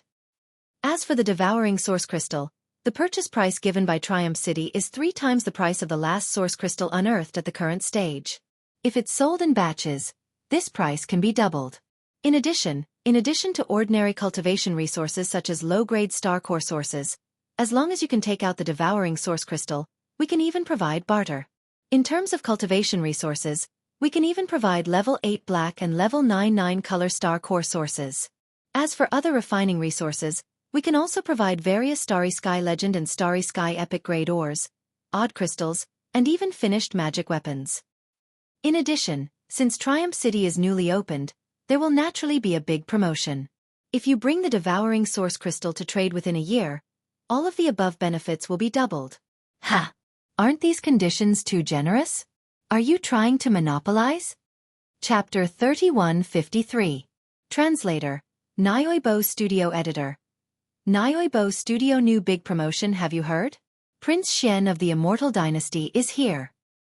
He's the only one in the last 10,000 years to enter the top 10 of the Heaven list, although he only stayed there for less than 3 seconds. Damn! Brother, you just came out of seclusion, right? Isn't this news from a few months ago? You're only bringing it out now to play to the gallery. It's already outdated. That's right. We've seen the huge Triumph City from afar countless times. How could we not know that Prince Xian has entered the Death Star field? Speaking of which, Prince Xian is indeed better than meeting in person. He dared to go against the dynasty's elders as soon as he arrived. He actually cast aside the responsibility of guarding the old city and established his own faction. In less than 3 months, he built a majestic Triumph City. My brother is amazing. What you're saying is nothing. The news I just received is more explosive. Do you know? After Triumph City was built, it's finally going to open for business. They're buying all kinds of mineral resources, even ordinary resources and ores. In terms of devouring origin crystals, they're clearly selling them at 3 times the price of the last one. If you don't want ordinary origin crystals, they're even offering to barter. They're offering large amounts of level 8 black and level 9 color high-end origin crystals. They're rich and overbearing. That's right. This news has been confirmed. In addition to cultivation resources, they're also offering other kinds of resources, including materials and finished artifacts. They're also offering Starfield Legend and Starfield Epic grade. As long as you can take out enough devouring origin crystals, you'll have everything you want in a trip to Triumph City. These aren't the most explosive news. Haven't you heard? With a wave of his hand, Prince Xian set a new date of 1 year. Within 1 year, all the conditions mentioned above will be tripled. In other words, if the devouring origin you have can be exchanged for a level 9 colored pill according to the high price he offered, you will have 3 level 9 colored pills in your hands within the first year. Heavens, this is a tycoon. Is Prince Xian crazy? He's clearly trying to monopolize the Death Star field. Once these conditions are set, the other forces will probably go crazy. So what? Seeing that you're heading towards Victorious Return City, you should be planning to settle down there, right? Prince Xian has spread the word that as long as you have a certain amount of resources in your hands, after completing the transaction, you will have the right to live in Triumph City. Of course, you will have to pay a certain amount of fees every year, but if you can continue the transaction, then this fee will be waived. This is the Milky Way, and even the old dormitory city does not have this kind of preferential treatment. Anyway, this old man has decided that this time, we will go to Triumph City for the transaction. Prince Xian is so generous. This kind of business partner can't be found anywhere else. While they were talking, they could already see a huge planet in front of them. Although the green land on the planet was only 1,000 kilometers in size, all the facilities, including the Starry Sky Barrier, were fully prepared. Moreover, there was a huge fleet docked outside the barrier. There were 3 Starry Sky fortresses with a diameter of 100,000 meters, giving people a strong sense of security at a glance. This city was none other than Triumph City. In the entire vast and boundless Death Star field, including the Tenju Heavenly Palace's sphere of influence in the eastern region, the current Triumph City was already famous. It was the 3rd fixed city base in this star field. Following this group of people who had coincidentally gathered together in the starry sky, they quickly headed towards Triumph City. No one noticed that among the crowd, there was a young expert who looked like a thin monkey who had not spoken a single word from beginning to end. Even his eyes were looking left and right, appearing extremely restless. It was only after he followed the crowd into Triumph City's starry sky barrier that the nervous expression on his face slightly relaxed. In Triumph City, Yi Xian followed the practice of the Heavenly River Star Federation's affairs platform and set up a Triumph City affairs platform. It sounded very grand, but in fact, the departments and organizations inside were very simple, with only a few categories. They were divided into ordinary mineral deposits, top-quality mineral deposits, legendary mineral deposits, epic mineral deposits, and supreme mineral deposits. After that, there was also a department for resident applications. The so-called supreme mineral deposits of the starry sky had only been discovered in the Death Star field, and it was a mineral that had not been publicly recognized by the major forces. It was the Devourer Source Crystal. In other words, starry sky experts who wanted to trade for Devourer Source Crystals could directly go to the supreme mineral deposit area. At this time, in front of the first few windows, there were some starry sky experts lining up. Even in front of the epic mineral deposit trading window, there were some starry sky experts in 2s and 3s, inquiring about the details of the transaction. It was even more so for the resident applications, with more than a dozen windows lined up with long queues. Only the area for the supreme mineral deposits of the starry sky had no one in front of the 4 windows. At this time, a figure walked over. It was the skinny starry sky expert. His cultivation wasn't very strong, just 3rd order star realm, but he wasn't too weak. He still looked quite nervous, especially when he walked alone to this desolate establishment for the supreme mineral deposits of the starry sky. As a large number of surprised gazes gathered on him, the muscles all over his body seemed to have stiffened, and his whole person was numb. In each of the 4 windows, there was an expert in mineral deposit appraisal from the 1,000+ Federation experts. At this time, in front of the skinny starry sky expert's window, a middle-aged man in his 30s smiled faintly and asked. The skinny starry sky expert was still very nervous. Although his voice was weak, his words instantly stirred up 1,000 waves in the surroundings. I want to trade for Devourer Source Crystals, but I don't want ordinary cultivation resources. I want 9th order 9 colors. In the Death Star field, the appearance of every Devourer Source Crystal was destined to cause an uproar and even a bloody storm.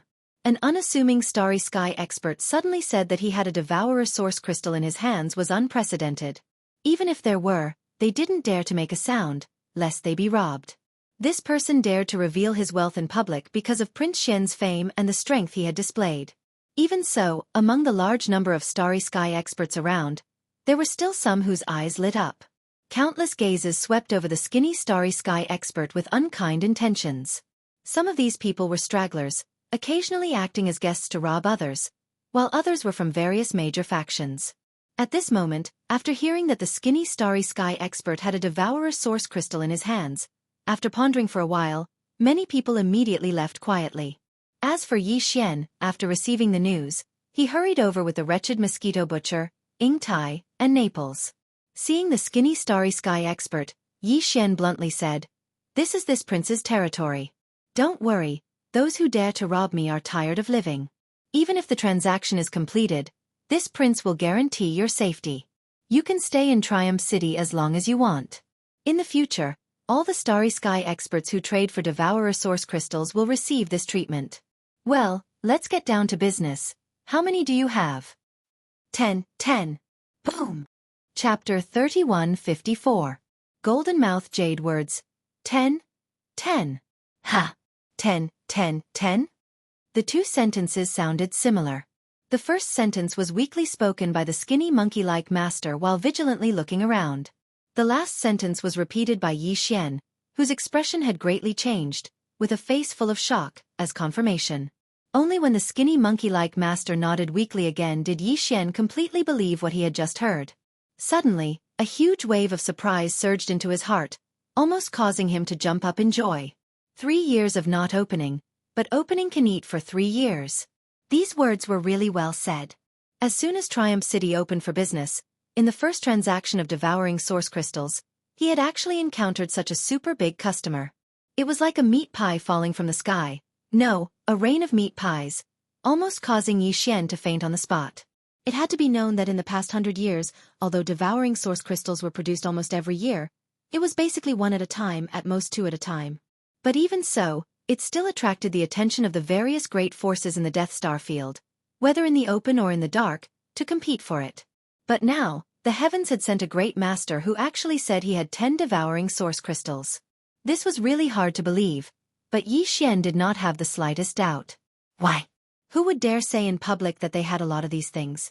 If so, as soon as they left Triumph City, they would definitely die without a burial place.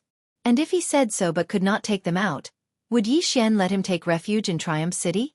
Even a fool wouldn't do such a stupid thing like digging a hole for himself.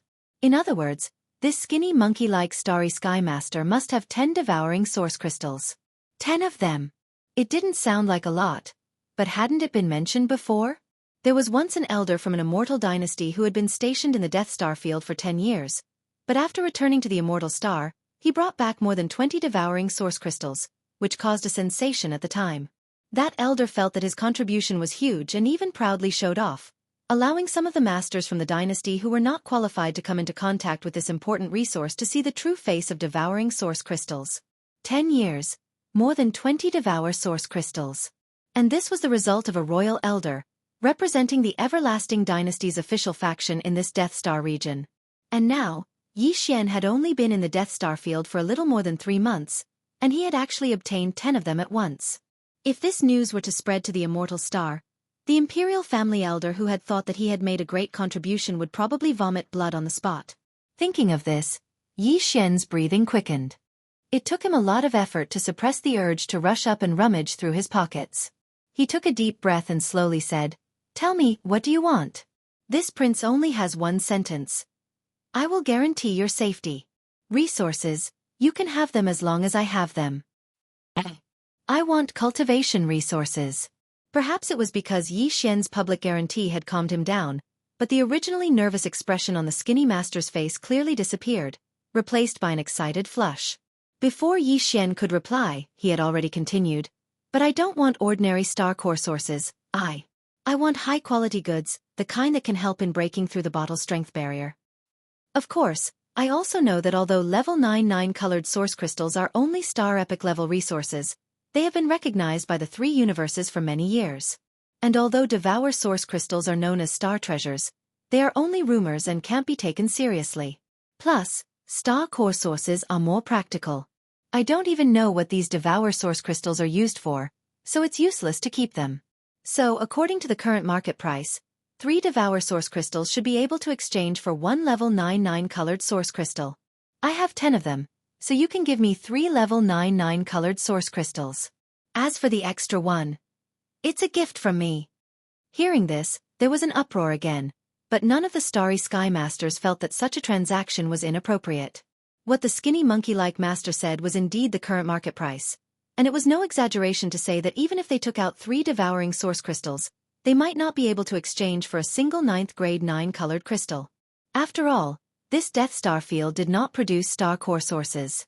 Although the major forces had prepared a large number of cultivation resources for devour source crystals, they did not include level 9 9-colored source crystals. This kind of thing was rare even on the immortal star. No one was stupid enough to exchange one strategic resource for another. There were definitely level 9 9-colored source crystals on the immortal star or the 10 Jianghu sky palaces, but they definitely did not have as many as Xian did. It would not be a problem at all to throw out a few hundred star core sources. Perhaps this was the fundamental reason why the skinny monkey-like powerhouse had come to Triumph City today. A high-grade star core origin had a huge and obvious effect on breaking through the bottleneck of one's cultivation base. He was only at the star-grade realm, so he needed this kind of thing. The countless starry sky powerhouses in the surroundings were in an uproar. Apart from envy and jealousy, there was no other expression on their faces. At the thought that the skinny monkey in front of them would soon possess 3 level 9 9-colored stones, the eyes of some of the people who had not harbored any evil thoughts gradually flickered. Xian did not care about any of this. After listening to the skinny master's words, he sighed inwardly. What an adorable fool. However, his face broke into a grin. According to what you said, 10 devour source crystals for 3 level 9 9-colored source crystals is acceptable. As soon as these words were spoken, the surroundings were once again in an uproar. However, the skinny monkey-like expert suddenly became nervous. As the person involved, he was naturally the most sensitive existence. The word power that Xian said gave him a bad premonition. However, the words that followed made his jaw drop. All the starry sky masters around him almost exploded in anger. However, I won't give you 3 level 9 9-colored source crystals. Xian grinned and glanced at the pale skinny master. Then, he smiled again. Did you forget that this prince said that there would be a big discount every year? All the rare mineral resources will be sold for 3 times the original price. Therefore, This prince will give you 9 level 9 colored source crystals. Wow! 9? Damn! Doesn't that mean that one devour source crystal can be exchanged for one level 9 colored source crystal? What the F asterisk CK? He's hit the jackpot. This kid has hit the jackpot. Prince Xian is indeed a genius. Level 9 colored source crystals are strategic resources even in the hands of great forces. He doesn't take them seriously at all. Bullsh asterisk T, who doesn't take them seriously? He's a man of his word, a man of his word. With your brain, you'll definitely suffer a loss no matter what business you do. Go to hell. All around, countless Star Masters were in an uproar. There were all kinds of comments. The skinny master was so excited that tears came out of his eyes. 9 level 9 colored source crystals. He had never thought that he would have such a terrifying amount of cultivation resources. With these 9 colored source crystals, if he could walk out of the Death Star region alive, he would be able to take out 2 or 3 9-colored source crystals in the territories of any small country under the 3 great empires of the dynasty. He would be able to exchange them for an administrative planet. This was the rhythm of a meteoric rise. Chapter 3155. A sensitive character, this prince has a lot of grade 9 colored. At this point, Yixian suddenly thought of something and took out 10 jade boxes from his undying world, arranging them in a row in front of him. Then, the 10 jade boxes opened by themselves one after another.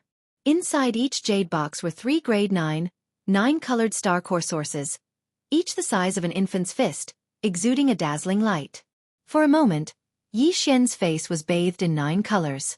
In an instant, cries of alarm rang out like a tide from all around.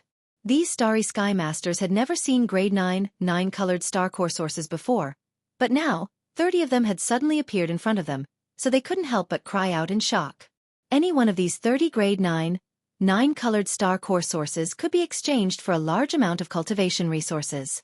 Even a grade 7 purple star core source could be exchanged for more than 100 pieces. Therefore, the eyes of this group of people almost immediately turned red. Among them, several black hole realm masters and above even began to flicker. If it weren't for the fact that this was Triumph City and there was a huge fleet above the city's protective shield, they would have snatched these star core sources on the spot. As everyone can see, this prince has so many grade 9 colored star cores, not to mention other cultivation resources. So, don't think that after completing the transaction with this brother today, the cultivation resources in this prince's hands will be insufficient. Like I said, as long as you have devour source crystals, I'll give you whatever you want. While speaking, Yixian waved his hand again and put away 9 of the jade boxes, leaving only one floating in front of him. Inside, there were 3 grade 9 colored star cores. At this point, the surrounding starry sky masters suddenly realized that he had taken out so many grade 9 colored star cores just to show off his wealth and reassure the people. Many people curled their lips, but there was nothing they could do. At this time, Yixian spoke again, looking at the skinny monkey-like man. I can only give you 3 grade 9 colored star cores. Boos immediately sounded from all around. The skinny monkey-like man was startled for a moment before a bitter smile surfaced on his face. 3 pills was originally a normal price. Moreover, there was no supply even if one had the money. Previously, he had only asked for 3 pills. It was just that Yixian had said that within a year, Triumph City would have a big promotion, and that all transaction prices would be tripled. That was why he was so shocked, stunned by the 9 ninth grade 9 colored stones that were about to be in his hands. From the looks of it now, all of this was just wishful thinking. Prince Xian would probably find an excuse to strip him of his right to receive the 3 times the price of the new Zhang discount. Although it didn't matter, it was just that after being pleasantly surprised, he was suddenly disappointed. In his heart, he felt a little uncomfortable. This kind of untrustworthy person, the next time there was a chance to devour source crystals, there was no need for him to return to Triumph City. Just as this thought appeared in his mind, Yixian's voice sounded again. As for the other 6, this prince will replace them with other star cores of equivalent value and give them to you. It's not that I'm reluctant to part with the 9 grade 9 colored star cores, but with your current cultivation, it's too much of a waste to directly use them for cultivation. You should save them for when your cultivation is higher in the future and break through the bottle strength barrier. As for the 6 grade 9 colored star cores, this prince will give you 2 grade 4 green star cores, 100 grade 5 red star cores, 100 grade 6 blue star cores, 50 grade 7 purple star cores, and 10 grade 8 black star cores. In terms of value, in fact, these can't compare to the 6 grade 9 colored star cores. After all, the latter has a price but no supply. However, to you, the actual meaning and use of these cores is much greater than the 6 grade 9 colored star cores. With them, you can directly enter seclusion in Triumph City. It doesn't matter even if it takes a few decades. No one will chase you away, and you will have enough cultivation resources. When you come out of seclusion, your cultivation will have increased, and today's matter will gradually be forgotten. Plop. Skinny 7 will never forget Prince's kindness and will only repay it with his life. Before Xian could finish speaking, Skinny monkey-like fell to his knees with a plop, tears streaming down his face. All this touched him. In the Death Star field, where there was mutual deception, as long as there was enough profit, even companions would stab one in the back. Yet, Xian, who only had a transactional relationship with him, was so considerate of him. It was really rare. Admittedly, part of the reason why Xian said this was because he was putting on an act to attract more experts from the starry sky who possessed devouring origin crystals. However, most of it was because of his sincerity. 10 devourer source crystals were of great significance to him. In Xian's heart, he was actually quite grateful to this starry sky master who called himself Skinny 7. As for Skinny 7's sincere surrender at this moment, Xian had not expected it. It could only be said that he had unintentionally planted a willow tree, and it had turned into a shade. As he spoke, Skinny 7 took out an ordinary small space box from his storage magic treasure and handed it to Xian. Xian scanned the box with his divine sense and a look of joy immediately appeared on his face. It was indeed devourer source crystals. Exactly 10 of them. The quantity is correct. Exactly 10 of them. Xian did not want to be seen by others and immediately stored the small space box in his undying world. At the same time, he waved his hand and took out another small space box, which floated side by side with the previous jade box containing 3 level 9 colored origin crystals. Then, this small space box slowly opened, revealing a pile of various star core origins. At the top were 10 level 8 black origin crystals the size of pigeon eggs. The quantity was exactly the same as what Xian had just said. The surrounding starry sky master's breathing quickened again. Among this pile of star core origins, the lowest level was level 4 green origin crystals. Moreover, there were already 2 cubic meters of level 4 green origin crystals. There were even 10 level 8 black origin crystals. The rest of the starry sky masters were red, blue, and purple origin crystals. However, to Xian, these star core origins were nothing. They were just a drop in the bucket. In addition to the large amount of star core origins he had excavated in the graveyard domain using the Devourer star bloodline, the Black Mosquito ship and the Black Wind ship that he had obtained later on were even more abundant. Therefore, at this moment, Xian waved his hand and closed the 2 small space boxes, allowing them to float slowly towards Skinny 7. When they landed in his palm, there was not even the slightest ripple in his eyes. Everything was so normal that he did not take it to heart at all. It was as if he had just given away an ordinary item. As for this, it just so happened to solidify Thin 7's heart. He received the 2 small spatial boxes that fell into his palm, cupped his hands, and thanked them. Then, he stood behind Xian and used his actions to express his determination. Chapter 3156. Fishing in muddy water. After completing the transaction, Xian left Triumph's trading platform with Skinny 7 and returned to Triumph City's main city. Triumph City was composed of 1 main city, 9 satellite cities, and 10 cities, surrounded by 9 satellite cities. All starry sky masters could enter, but those who wanted to stay for a long time had to submit an application to Triumph City's trading platform. Otherwise, they could only stay for 3 days at most before they had to leave. The main city was where Xian's direct subordinates were stationed. At the center of the main city was an alloy castle, in which Xian lived. At this time, Xian and Skinny 7 had just returned from the first-floor hall of the alloy castle. Naples, Ing Tai, Wretched Mosquito Butcher, Gue Hai Yi Dao, Li Mosquito, Zwafeng Tai, and the other demon slave experts were all present. Triumph City was his territory, so the demon slave experts that Xian had hidden in the Black Wind and Black Mosquito were all released.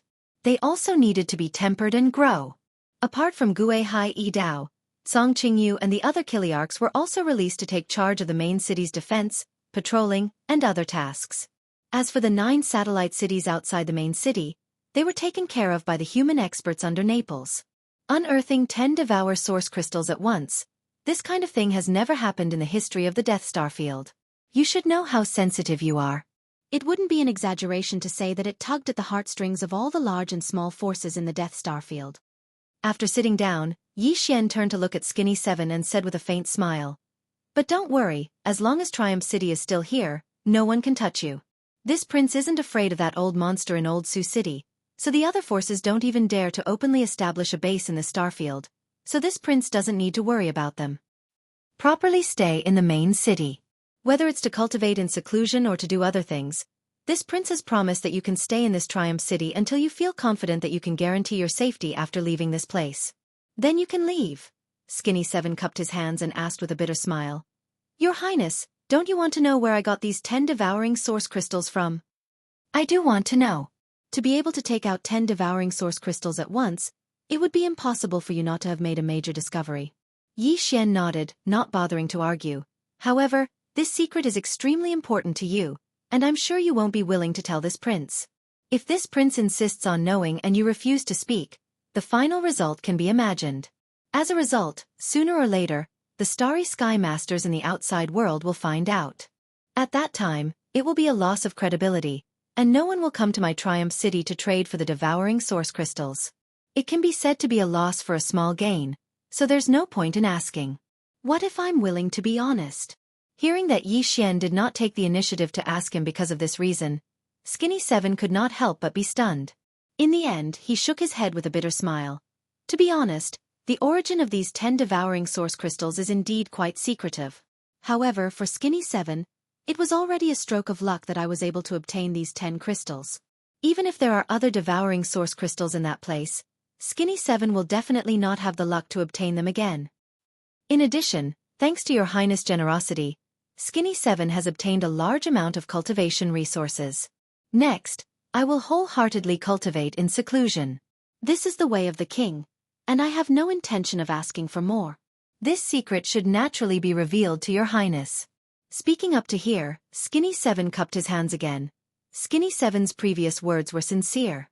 Since your Highness is already Skinny 7's lord, it is only right for Skinny 7 to tell you the truth. Xian frowned. Needless to say, this temptation was really hard for him to refuse. The devouring source crystals were just too important to him. Seeing that he was silent, Skinny 7 cupped his hands again. Then he explained in detail how he had obtained the 10 Devour origin crystals. After a short while, Skinny 7, who had explained everything clearly, retreated and was taken away from the central castle by Gui Hai Dao. He settled down in the main city and cultivated in seclusion. Xian, Naples, and the other direct descendants stayed in the hall on the first floor of the central castle. Everyone fell into deep thought as they pondered over what Skinny 7 had just said. After a long time, Naples shook his head and smiled bitterly. He sighed and said, I'm afraid this matter is difficult. I didn't expect Skinny 7 to obtain the 10 devouring source crystals from Black Heaven City in the eastern region of the Death Star region. He probably didn't have the confidence to return safely to the western region that belongs to the Imperial dynasty after making a move there. That's why he kept them in his hands until now. But in this way, this information is not very useful to us. If we had known this before he came and completed the transaction with your Highness, we could have secretly infiltrated the eastern region controlled by the Tenju Heavenly Palace. But now we can't. If Skinny 7 stays in Triumph City, the other forces will definitely believe that your Highness has known the secret of him obtaining the 10 devouring source crystals. And they won't dare to take the risk of entering Triumph City to rob him. So, the only way to know where the 10 devouring source crystals were produced is through your Highness.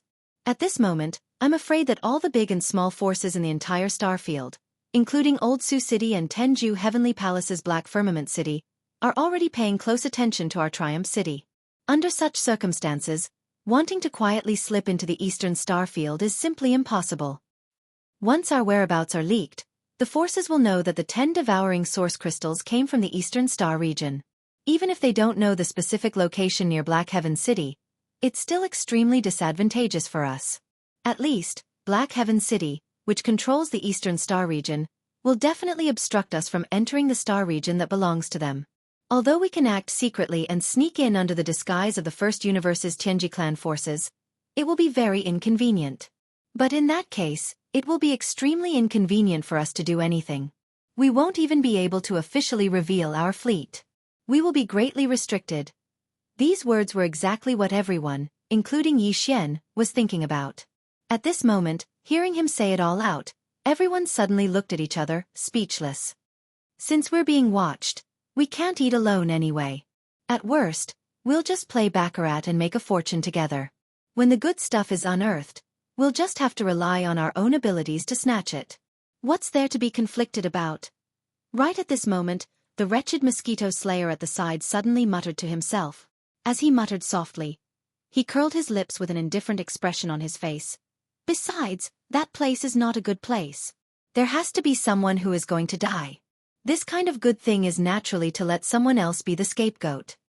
Damn it, the next time you dare to pick your black hairy and smelly feet in front of this prince, I'll immediately chop you up. Yi Xian rolled his eyes and immediately made a decision. If that's the case, then we'll do the opposite. As the saying goes, it's easier to catch fish when the water is mixed up. This time, we'll first mix up the water, then wait for an opportunity to act. Chapter 3157. Translator, Endless Fantasy Translation Editor. Endless Fantasy Translation. The wind and the clouds. Before the devouring system was rewarded by Yi Xian for killing the ruler of the god realm and successfully walking out of the 9 heavenly stars and upgrading the system to the starry sky level devouring system. His devouring system had activated many complicated subsidiary systems. For example, it could be used to exchange for all kinds of things, such as divine weapons, elixirs, martial arts, treasures, puppets, and so on. There was also a forging system that could be used to forge divine weapons and make them more powerful. There was even a bloodline system that allowed Yi Xian to possess the bloodlines of various divine beasts, such as the sword god bloodline, the war god bloodline, the immortal phoenix bloodline, and so on.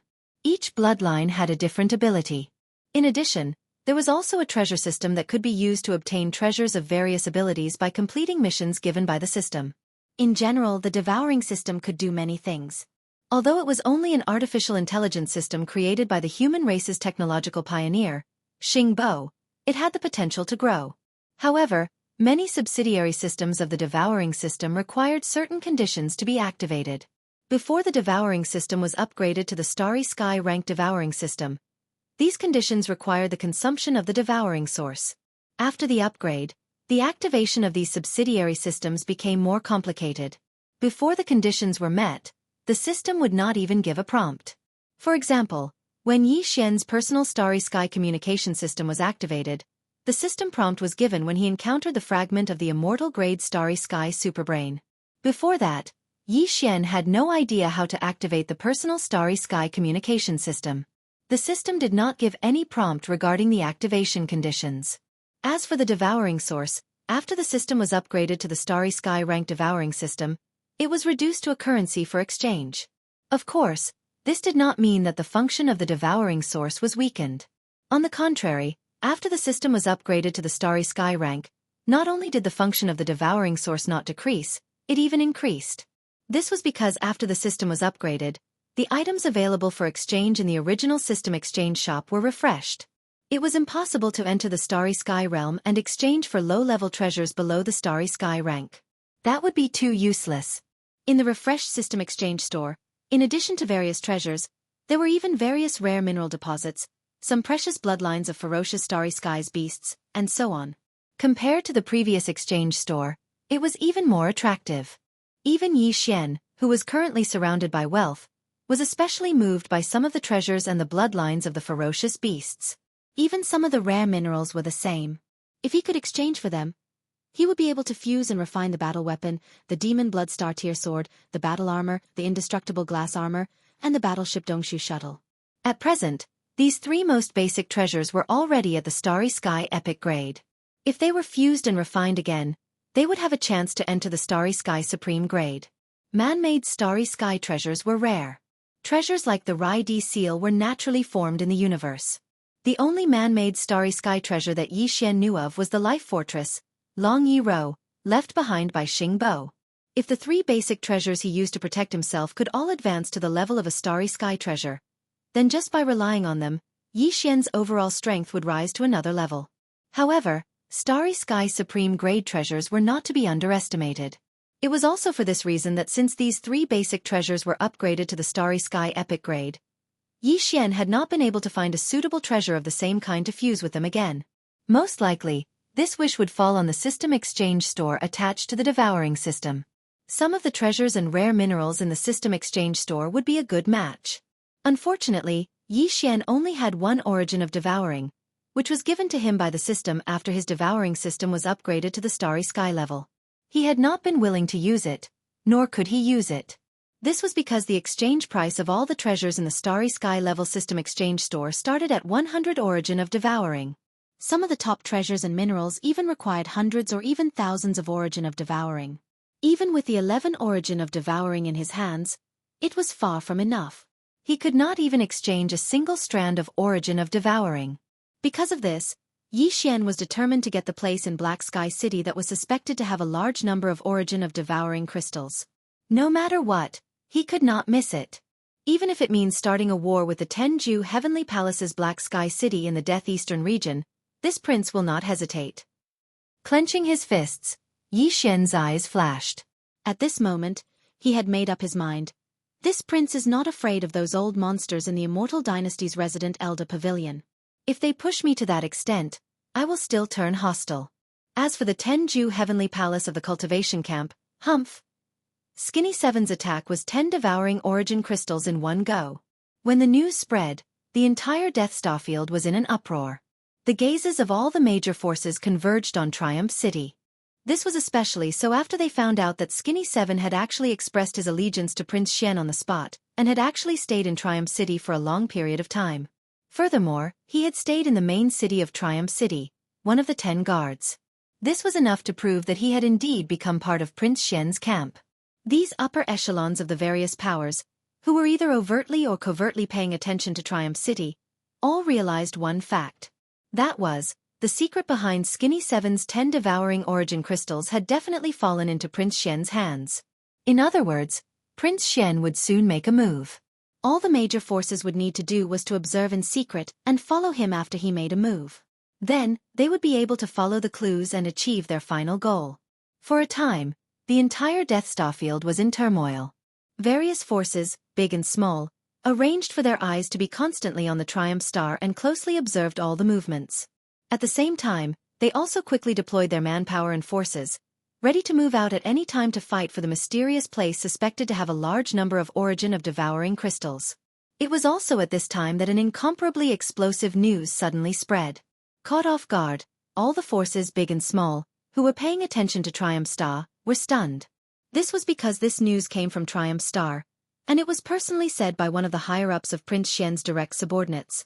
The mysterious place suspected to have a large number of origin of devouring crystals was actually not the Death Western Starfield controlled by the Immortal Dynasty's Old Sioux City, but the Death Eastern Starfield controlled by the Cultivation faction's 10 Ultimates Heavenly Palace, Black Heaven City. When this news spread, it immediately caused a sensation in the entire Death Starfield, and it was confirmed on the same day. Triumph City issued an official comment, confirming the authenticity of this news. Such an accident caught all the forces, big and small, who were either overtly or covertly paying attention to Triumph City, off guard. Before they could react, a large number of Starfield Masters had already rushed from the Death Western Starfield controlled by the Immortal Dynasty's Old Sioux City to the Death Eastern Starfield controlled by Black Heaven City. They originally thought that this was just a smokescreen by Triumph City. The purpose was to lure away the forces, big and small, who were covetously eyeing Triumph City, so that they could take the opportunity to go to the real target area. Chapter 3158. Black Firmament City. Before the expedition, Yixian had stored the Lightning Stronghold, the Black Wind, the Black Mosquito, and the Saint Child into the undying world within his body. Furthermore, other than leaving behind some necessary forces to guard the main city of victorious return, more than 70% of the mosquito beasts, soldiers, and other direct forces had all returned to these few strongholds and great fortresses. This was a surprise attack force that would be of great use in the upcoming direct confrontation. After all, the warships that ordinary experts could store into their bodies were usually small private ones. Even if they opened up a storage space in their bodies, it wouldn't be too big. Yixian's undying world was a special case because it had a storage space attached to the devouring system. Even those above the Mystic Light Realm and Void Realm would only be able to store a large fortress if they had a large interspatial space. Only those who were stronger would be able to store a fortress that was 100,000 meters in diameter. Although it wasn't a secret that Yi Xian had this ability, not many people in the Death Star region knew about it. After all, it took time for some information to be transmitted from the Undying Star to the Death Star region. Apart from this, Yi Xian had left Victorious Return City to lead his troops to the Death Star region. On the surface, the warship he had dispatched was the Victorious Return Fortress. The fleet also consisted of two 50,000-meter-wide fortresses, four 10,000-meter-wide fortresses, and 10 3,000-meter-wide stellar-level warships. As for the 100,000-meter-wide fortress, the Victorious Return Fortress, as well as all the other smaller fortresses, and warships, they were all left behind on Victorious Return City to be in charge of defense. As this enormous fleet sailed out of Victorious Return City's protective barrier and headed straight for the Death Star region, the large and small powers that were still hesitating finally completely believed the news that Yi Xian had released. Because the fleet that Yi Xian had left behind at Victorious Return City could no longer be diverted. There was only one fortress left, which was barely enough to protect Victorious Return City. Therefore, this was enough to determine that Yi Xian's fleet was just a diversion. After confirming the authenticity of the news, the large and small powers in the Death Star region immediately began to move.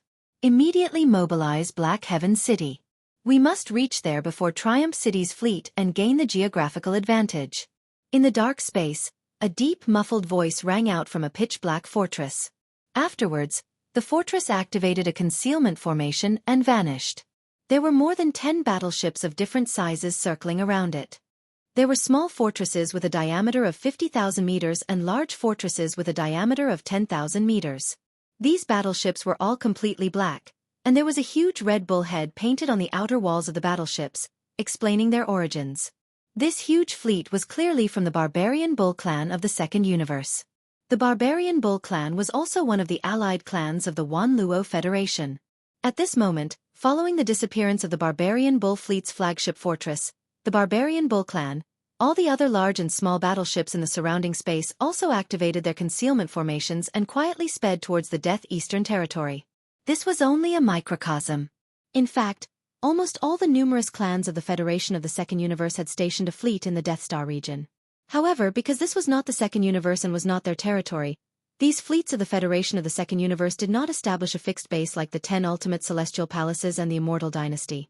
This also greatly facilitated their gathering and devouring of source crystals. In general, if they could acquire source crystals, they would. If they could not, these fleets of the Federation of the Fleets would conceal the insignia on the battleship's outer walls and immediately transform into space robbers, brazenly robbing them. Compared to these fleets, which at least dared to openly reveal their tracks before deciding to use force to rob, the fleets of the Tianji clan of the First Universe, which were the most popular in this vast Death Star region, could only conceal their tracks even more. No matter when or where, almost all the battleships of the huge fleet of the Tianji clan of the First Universe had activated their concealment formations, concealing their tracks and acting in secret. This huge fleet was led by two starry sky fortresses with a diameter of 100,000 meters. There were also many other small starry sky fortresses and large fortresses that were 10,000 meters tall. They were formed by the gathering of the hundreds of slave clans from the First Universe. At this moment, this fleet of the Tianji clan from the First Universe was also rapidly rushing towards the Death Eastern Territory. Not long after Yi Xian's Triumph fleet left Triumph City, from the central area of the Death Western Territory, the fleet of the Immortal Dynasty, led by a starry sky fortress with a diameter of 100,000 meters, also sailed out of Grand Old City and rushed towards the Death Eastern Territory. This fleet was not large in number, and it was the private army of Long Ziwen. However, although the size of the fleet was not eye-catching, the commander of this fleet this time was a supreme expert of the 14th realm, the cosmic realm, Long Ziwen himself, of the Immortal Dynasty's imperial family. Therefore, no one dared to underestimate this small fleet that represented the Immortal Dynasty. Long Ziwen alone was enough to take on 2 or 3 starry sky fortresses with a diameter of 100,000 meters. As all the forces in the Death Starfield, large and small, organized huge fleets to converge in the Death Eastern Starfield, Black Heaven City, which was located in the center of the Death Eastern Starfield, was in an extremely tense state, as if it was facing a formidable enemy. Black Heaven City was different from Grand Old City in the central area of the Death Western Territory. It was the base camp of the human clan of the Third Universe stationed in the Death Eastern Territory. If Grand Old City was a steel city that showed the crystallization of the power of modern science and technology everywhere, Then Black Heaven City, which was also built on a huge Death Star, lacked too many technological factors. It was also a huge and majestic city, but it was shrouded in a vast black fog all year round, so that when looking at it from a distance in the void, the whole city was like an immortal city in the sky above the ninth heaven. It was only because of this thick fog that seemed like a mortal fog that the city was called Black Heaven City. Some people said that Black Heaven City was actually a powerful magic treasure in the shape of a huge city. It was the treasure of one of the 10 Jianghu celestial palaces in the human clan's cultivation camp. It could be big or small at will, and when it needed to be moved, it could be instantly turned small and easily moved to another place by using the treasure control technique. As for whether this saying was true or not, it had never been confirmed. It was just a guess. Compared to the more open human clan's science and technology camp, the 10 Jianghu celestial palaces, as the supreme overlord of the human clan's cultivation camp, had always been very mysterious. They had little contact with the outside world and were extremely conservative. Chapter 3159. Translator, Audiobook Studio Editor. Audiobook Studio Death Star Spin. The 10 Jianghu celestial palaces had a total of 10 celestial palaces. Each celestial palace had one principal and 4 vice principals. The vice principals were equivalent to the imperial elders of the everlasting dynasty. In the official base of the 10 Jianghu celestial palace, Black Heaven City, there was a supreme master of the cosmic realm. This person was called Huai Dongzi, and he was one of the 4 vice principals of the 6th palace. In addition to Huai Dongzi, in the official base of the 10 ultimate celestial palace, Black Firmament City, there was another person with a similar status as Prince Xian. He was the young palace master of the 6th palace of the 10 ultimate celestial palace, and he had followed Huai Dongzi to the Death Star field to train more than a year ago. This person was called Xianxia, and his cultivation was not weak. He was already a rank 7 Black Hole Realm existence. Xianxia was only at the Black Hole Realm, and he was only the young palace master of the 6th Absolute Palace. There was still a certain gap between him and the vice palace master of the 6th Absolute Palace, Huai Dongzi. Needless to say, the latter was a supreme existence at the Cosmic Light Realm, the 14th Great Realm. It was reasonable to say that Xianxia should be respectful in front of Huai Dongzi, but in fact, this was not the case. It was extremely strange. At this moment, in the central main city of Black Heaven City, Xianxia sat alone in the seat of honor. Although Huai Dongzi was also sitting, he was clearly sitting to the side. Xianxia's face was extremely cold and arrogant, while Huai Dongzi was very careful, as if he was willing to be a subordinate. This scene was not only invisible to outsiders, but also unknown to the experts of the 10 Jianghu Celestial Palace camp in Black Heaven City. In front of others, the two acted normal, and everything was done with Huai Dongzi in charge. Only in private would Xianxia reveal his true identity and status. Obviously, it was extremely extraordinary. At least, it had surpassed the vice principal of the 6th palace. It was extremely mysterious.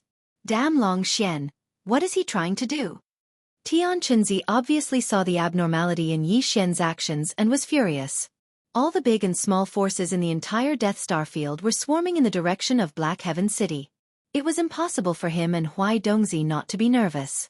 The fleet of the Immortal Dynasty led by Long Ziwen of Old Su City was not so bad. Although the human race's cultivation camp and the science and technology camp were competitors, they were still of the same race and would not fall out over benefits. After all, they were in the starry space now. In addition to the human race, there were many alien races from the second universe and the Tianji race from the first universe. If he really did that, others would be laughing at him. But it was hard to say about the alien fleets in the second universe. Those guys were also extremely powerful. In order to devour the source crystals, the various races in the second universe had stationed their forces there. Those guys were both in the open and in the dark. Once they covered the emblem of the starship, they could immediately turn into space bandits and disappear unpredictably. As for the powerful fleet of the Tianji race, it was obviously more of a headache. All the warships in that fleet had a concealment array activated almost all the time. The technological power of the Tianji race in this regard was even inferior to that of the human race's science and technology camp's Immortal Dynasty.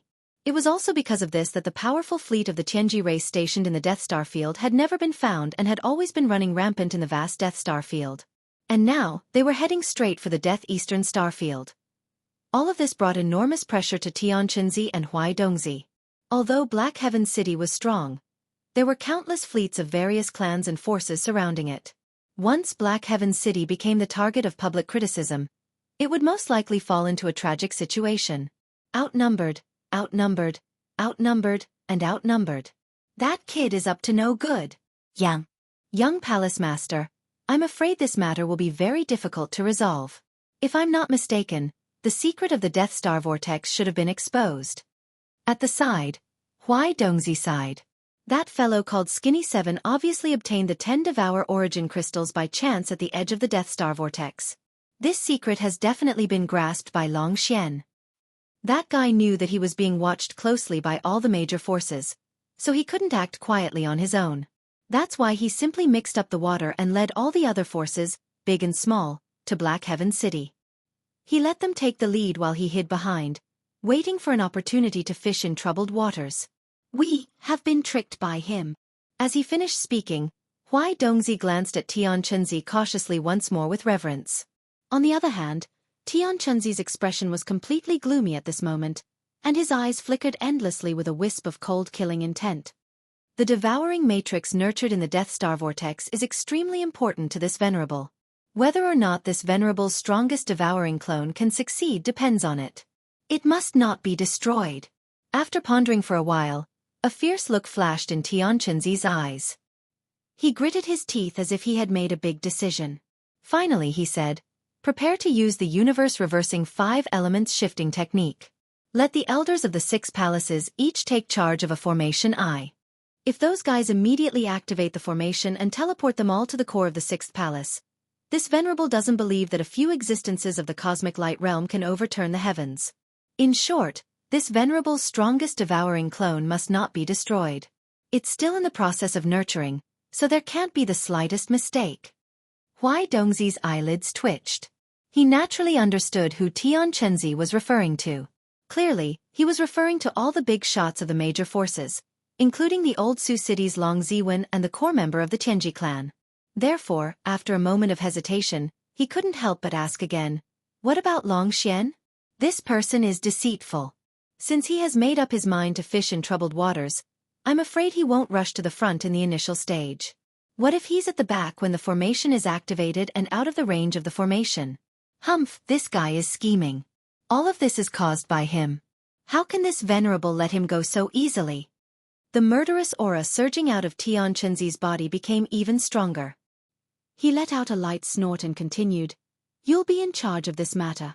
Before the formation is activated, you'll be at the back and force this guy into the formation eye like a dog. You should know that this great technique of reversing heaven and earth and 5 element shifting is a huge loss to this venerable 6th palace. Several of the important treasures needed to set up the formation eyes may even be lost in the endless void during the shifting process.